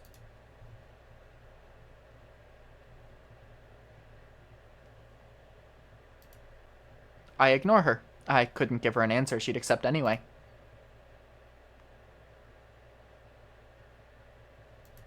Silence. Not that I was expecting an answer myself. But then slowly, her fingers uncurl.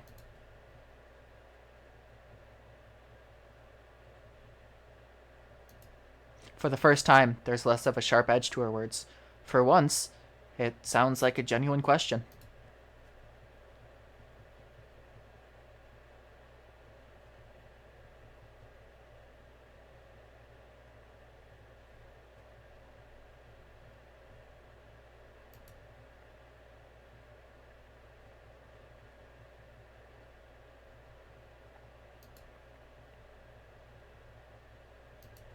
I don't know if she's talking about me or not.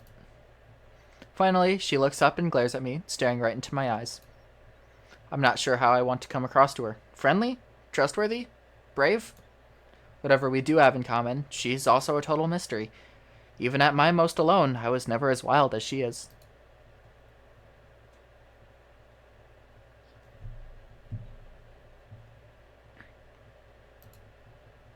Folding her arms, Silver turns her back on me and looks up at the stars.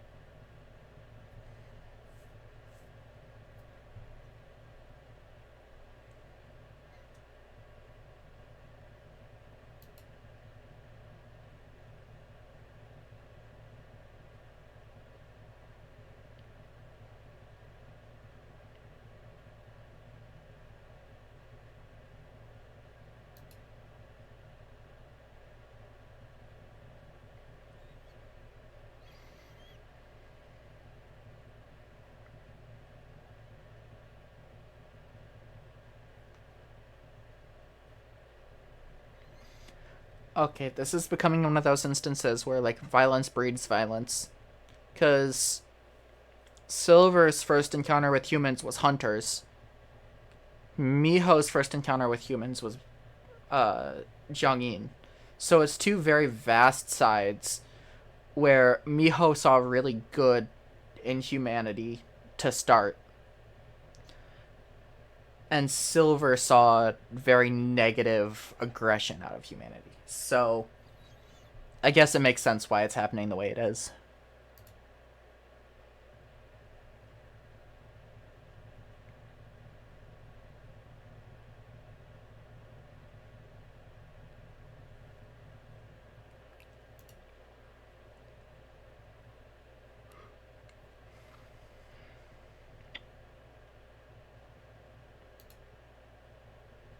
Spinning back around, her eyes shine in the moonlight.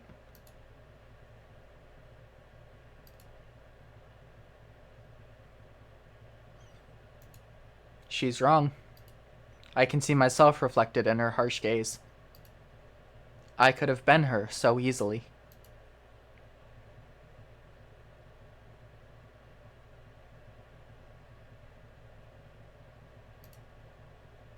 Something about her finally clicks. Something in her words makes sense. The way she tells me so much, even as she tells me to leave. The way she keeps asking for my thoughts. She desperately wants me to respond.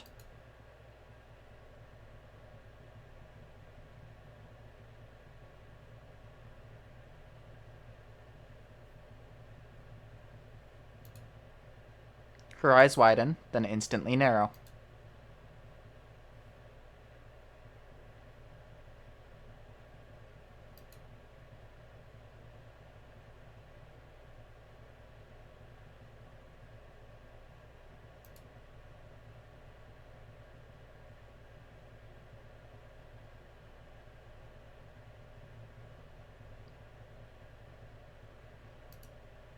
I pause, waiting for her to interrupt me, but she doesn't.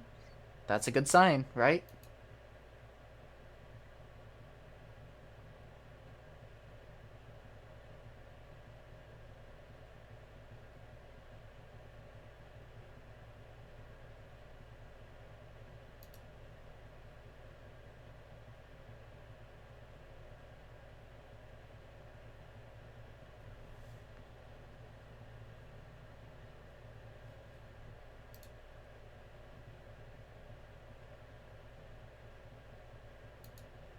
Silver scoffs, but doesn't interject.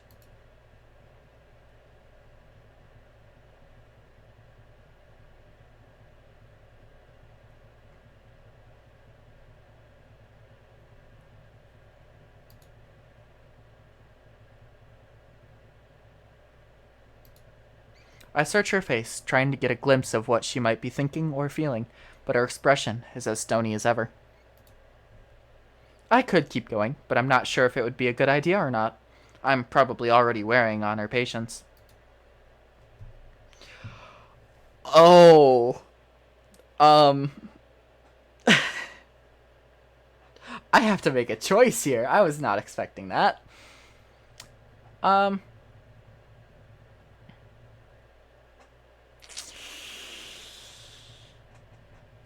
Oh, this is actually a difficult decision. Because there are both pros and cons of both. Like, if I keep going, she's gonna get annoyed. And she's going to not want to listen to anything that there is to say. But if I leave it, there's so much more that isn't being said. That should be said.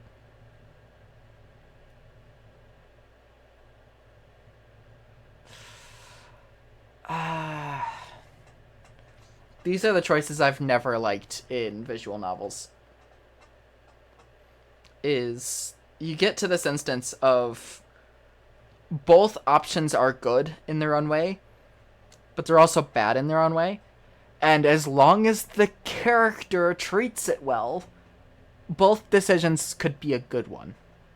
So you have to click and hope that they handle it well. So I am going to save.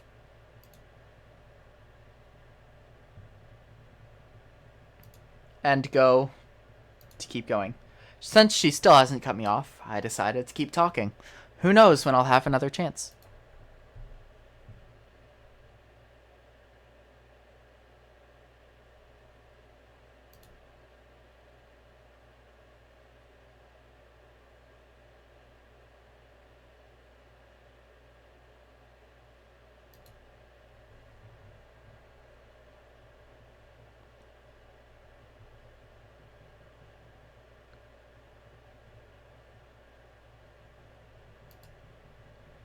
All I get in response is a cold stare. Okay, leave it there. Well, it's not like I really expected her to say yes. At least I tried. From the way she fidgets, I can tell we're getting near the point where Silver is going to decide she's had enough and run away. Before I can do that, there's something I have to know. Okay, good. You're leaving it there.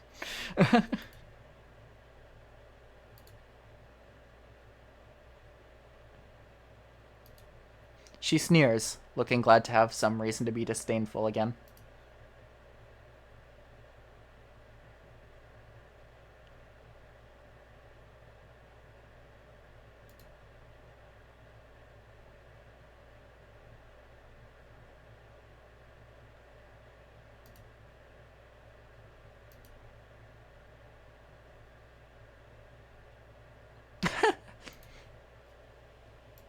Nope. Her response is immediate. I've been expecting a do as you wish, or I don't care what a dog thinks of me, but I didn't expect her to have an opinion on my choice. Even Silver looks a bit surprised with herself, like she answered without thinking. She quickly forces back a stoic expression. There it is.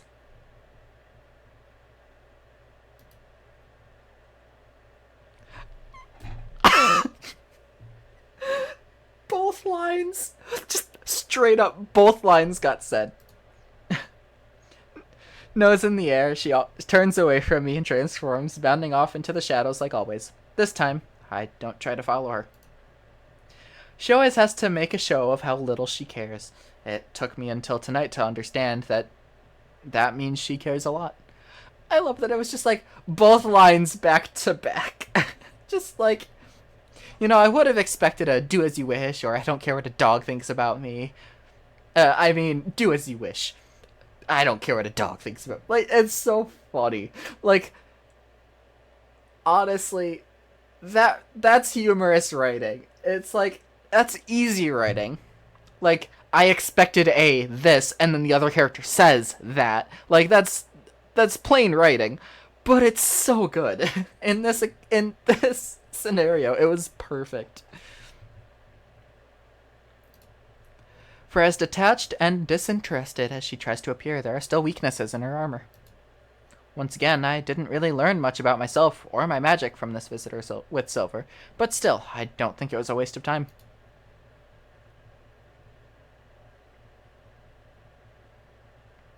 At breakfast the next morning, I'm still thinking about Silver and her story, and about how much it has in common with mine.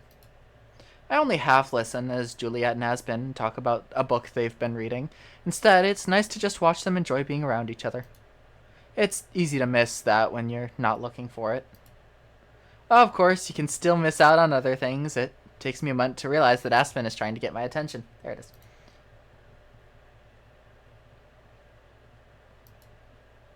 Shaking my head, I bring my attention back.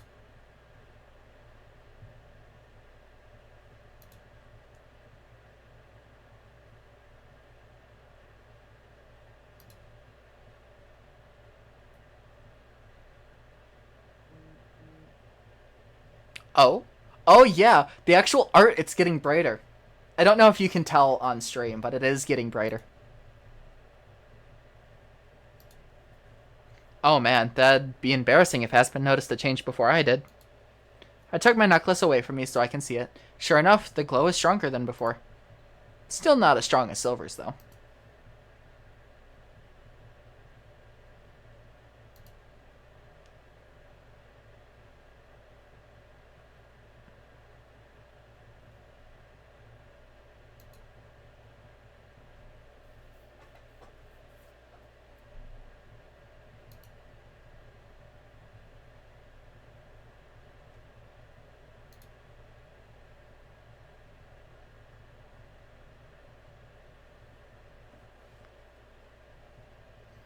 Alright, this is the last scene I'm gonna do today.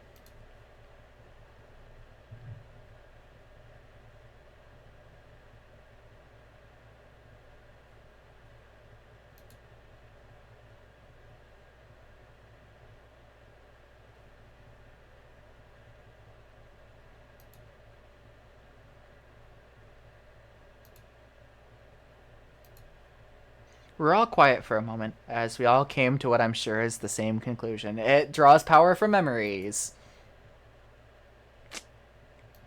Yeah.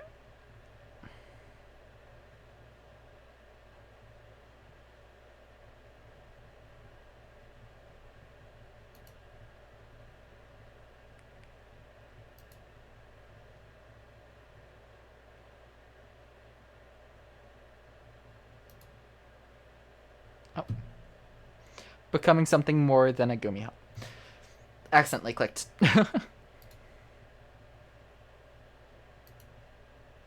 Both of them look at me. Chionho, I know the word, but not know how I know it. As if Juliet's explanation unlocked a forgotten memory of my own.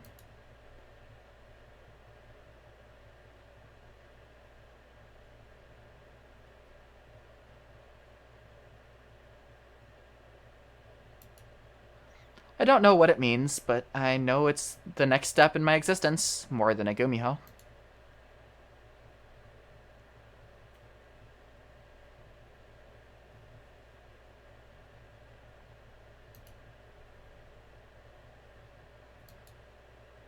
Removing my necklace, I inspect the bead again. The glow must be related to what Juliet was saying. That it's getting closer to being ready. I don't know if the rest of me is, though.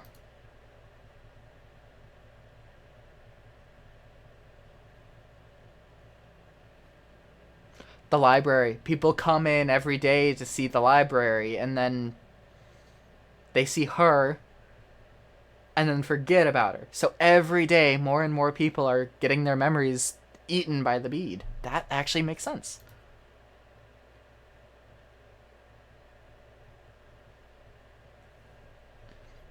There's that as well.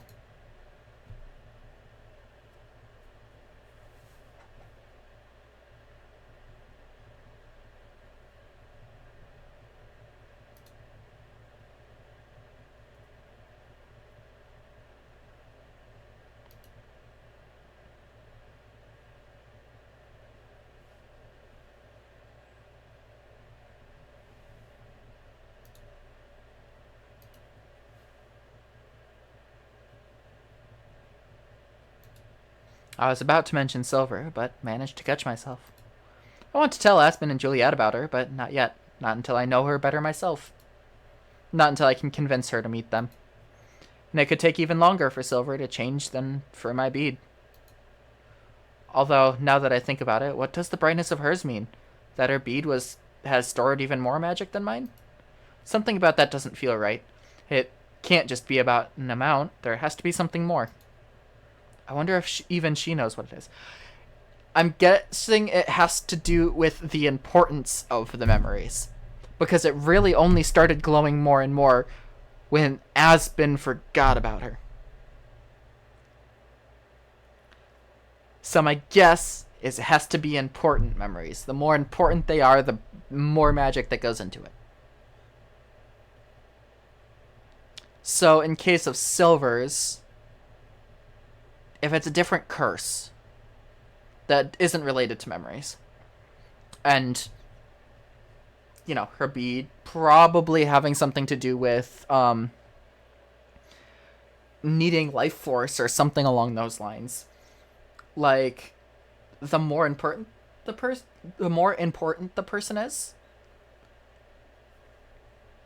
I don't know, but there is definitely something interesting here. And I'm kind of curious how being a quote-unquote Sky Fox would work. Because that's something that, is that, ascension or whatever? Like, leaving the others behind? Like, is it Gumiho or nothing? Like, there are so many questions that just, aren't answered. we are reaching the end of what I'm able to do. So once this scene ends, that's gonna be it for me. So we didn't even get through chapter 4 yet. That's actually insane. I wonder how long chapter 5 is, because we started chapter 4 not last stream but the stream before, I thought. So I'm really curious as to how long this chapter actually is and how long the next one is.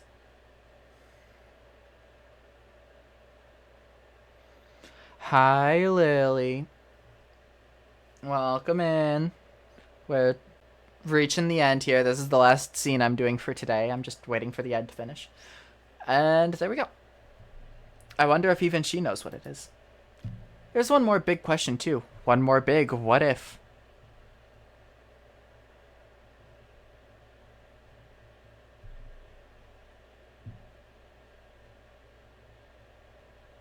Just got home? Ah, well, welcome home.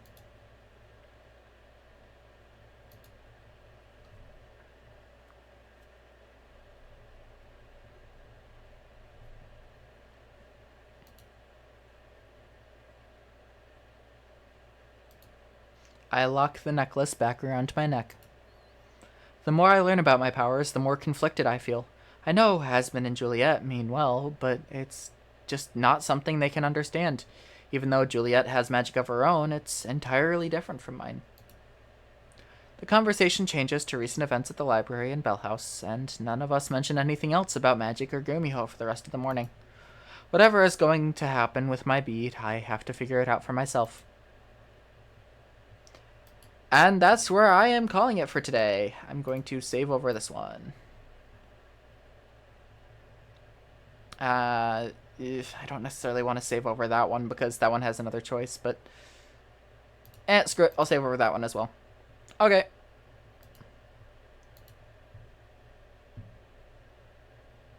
Bleh.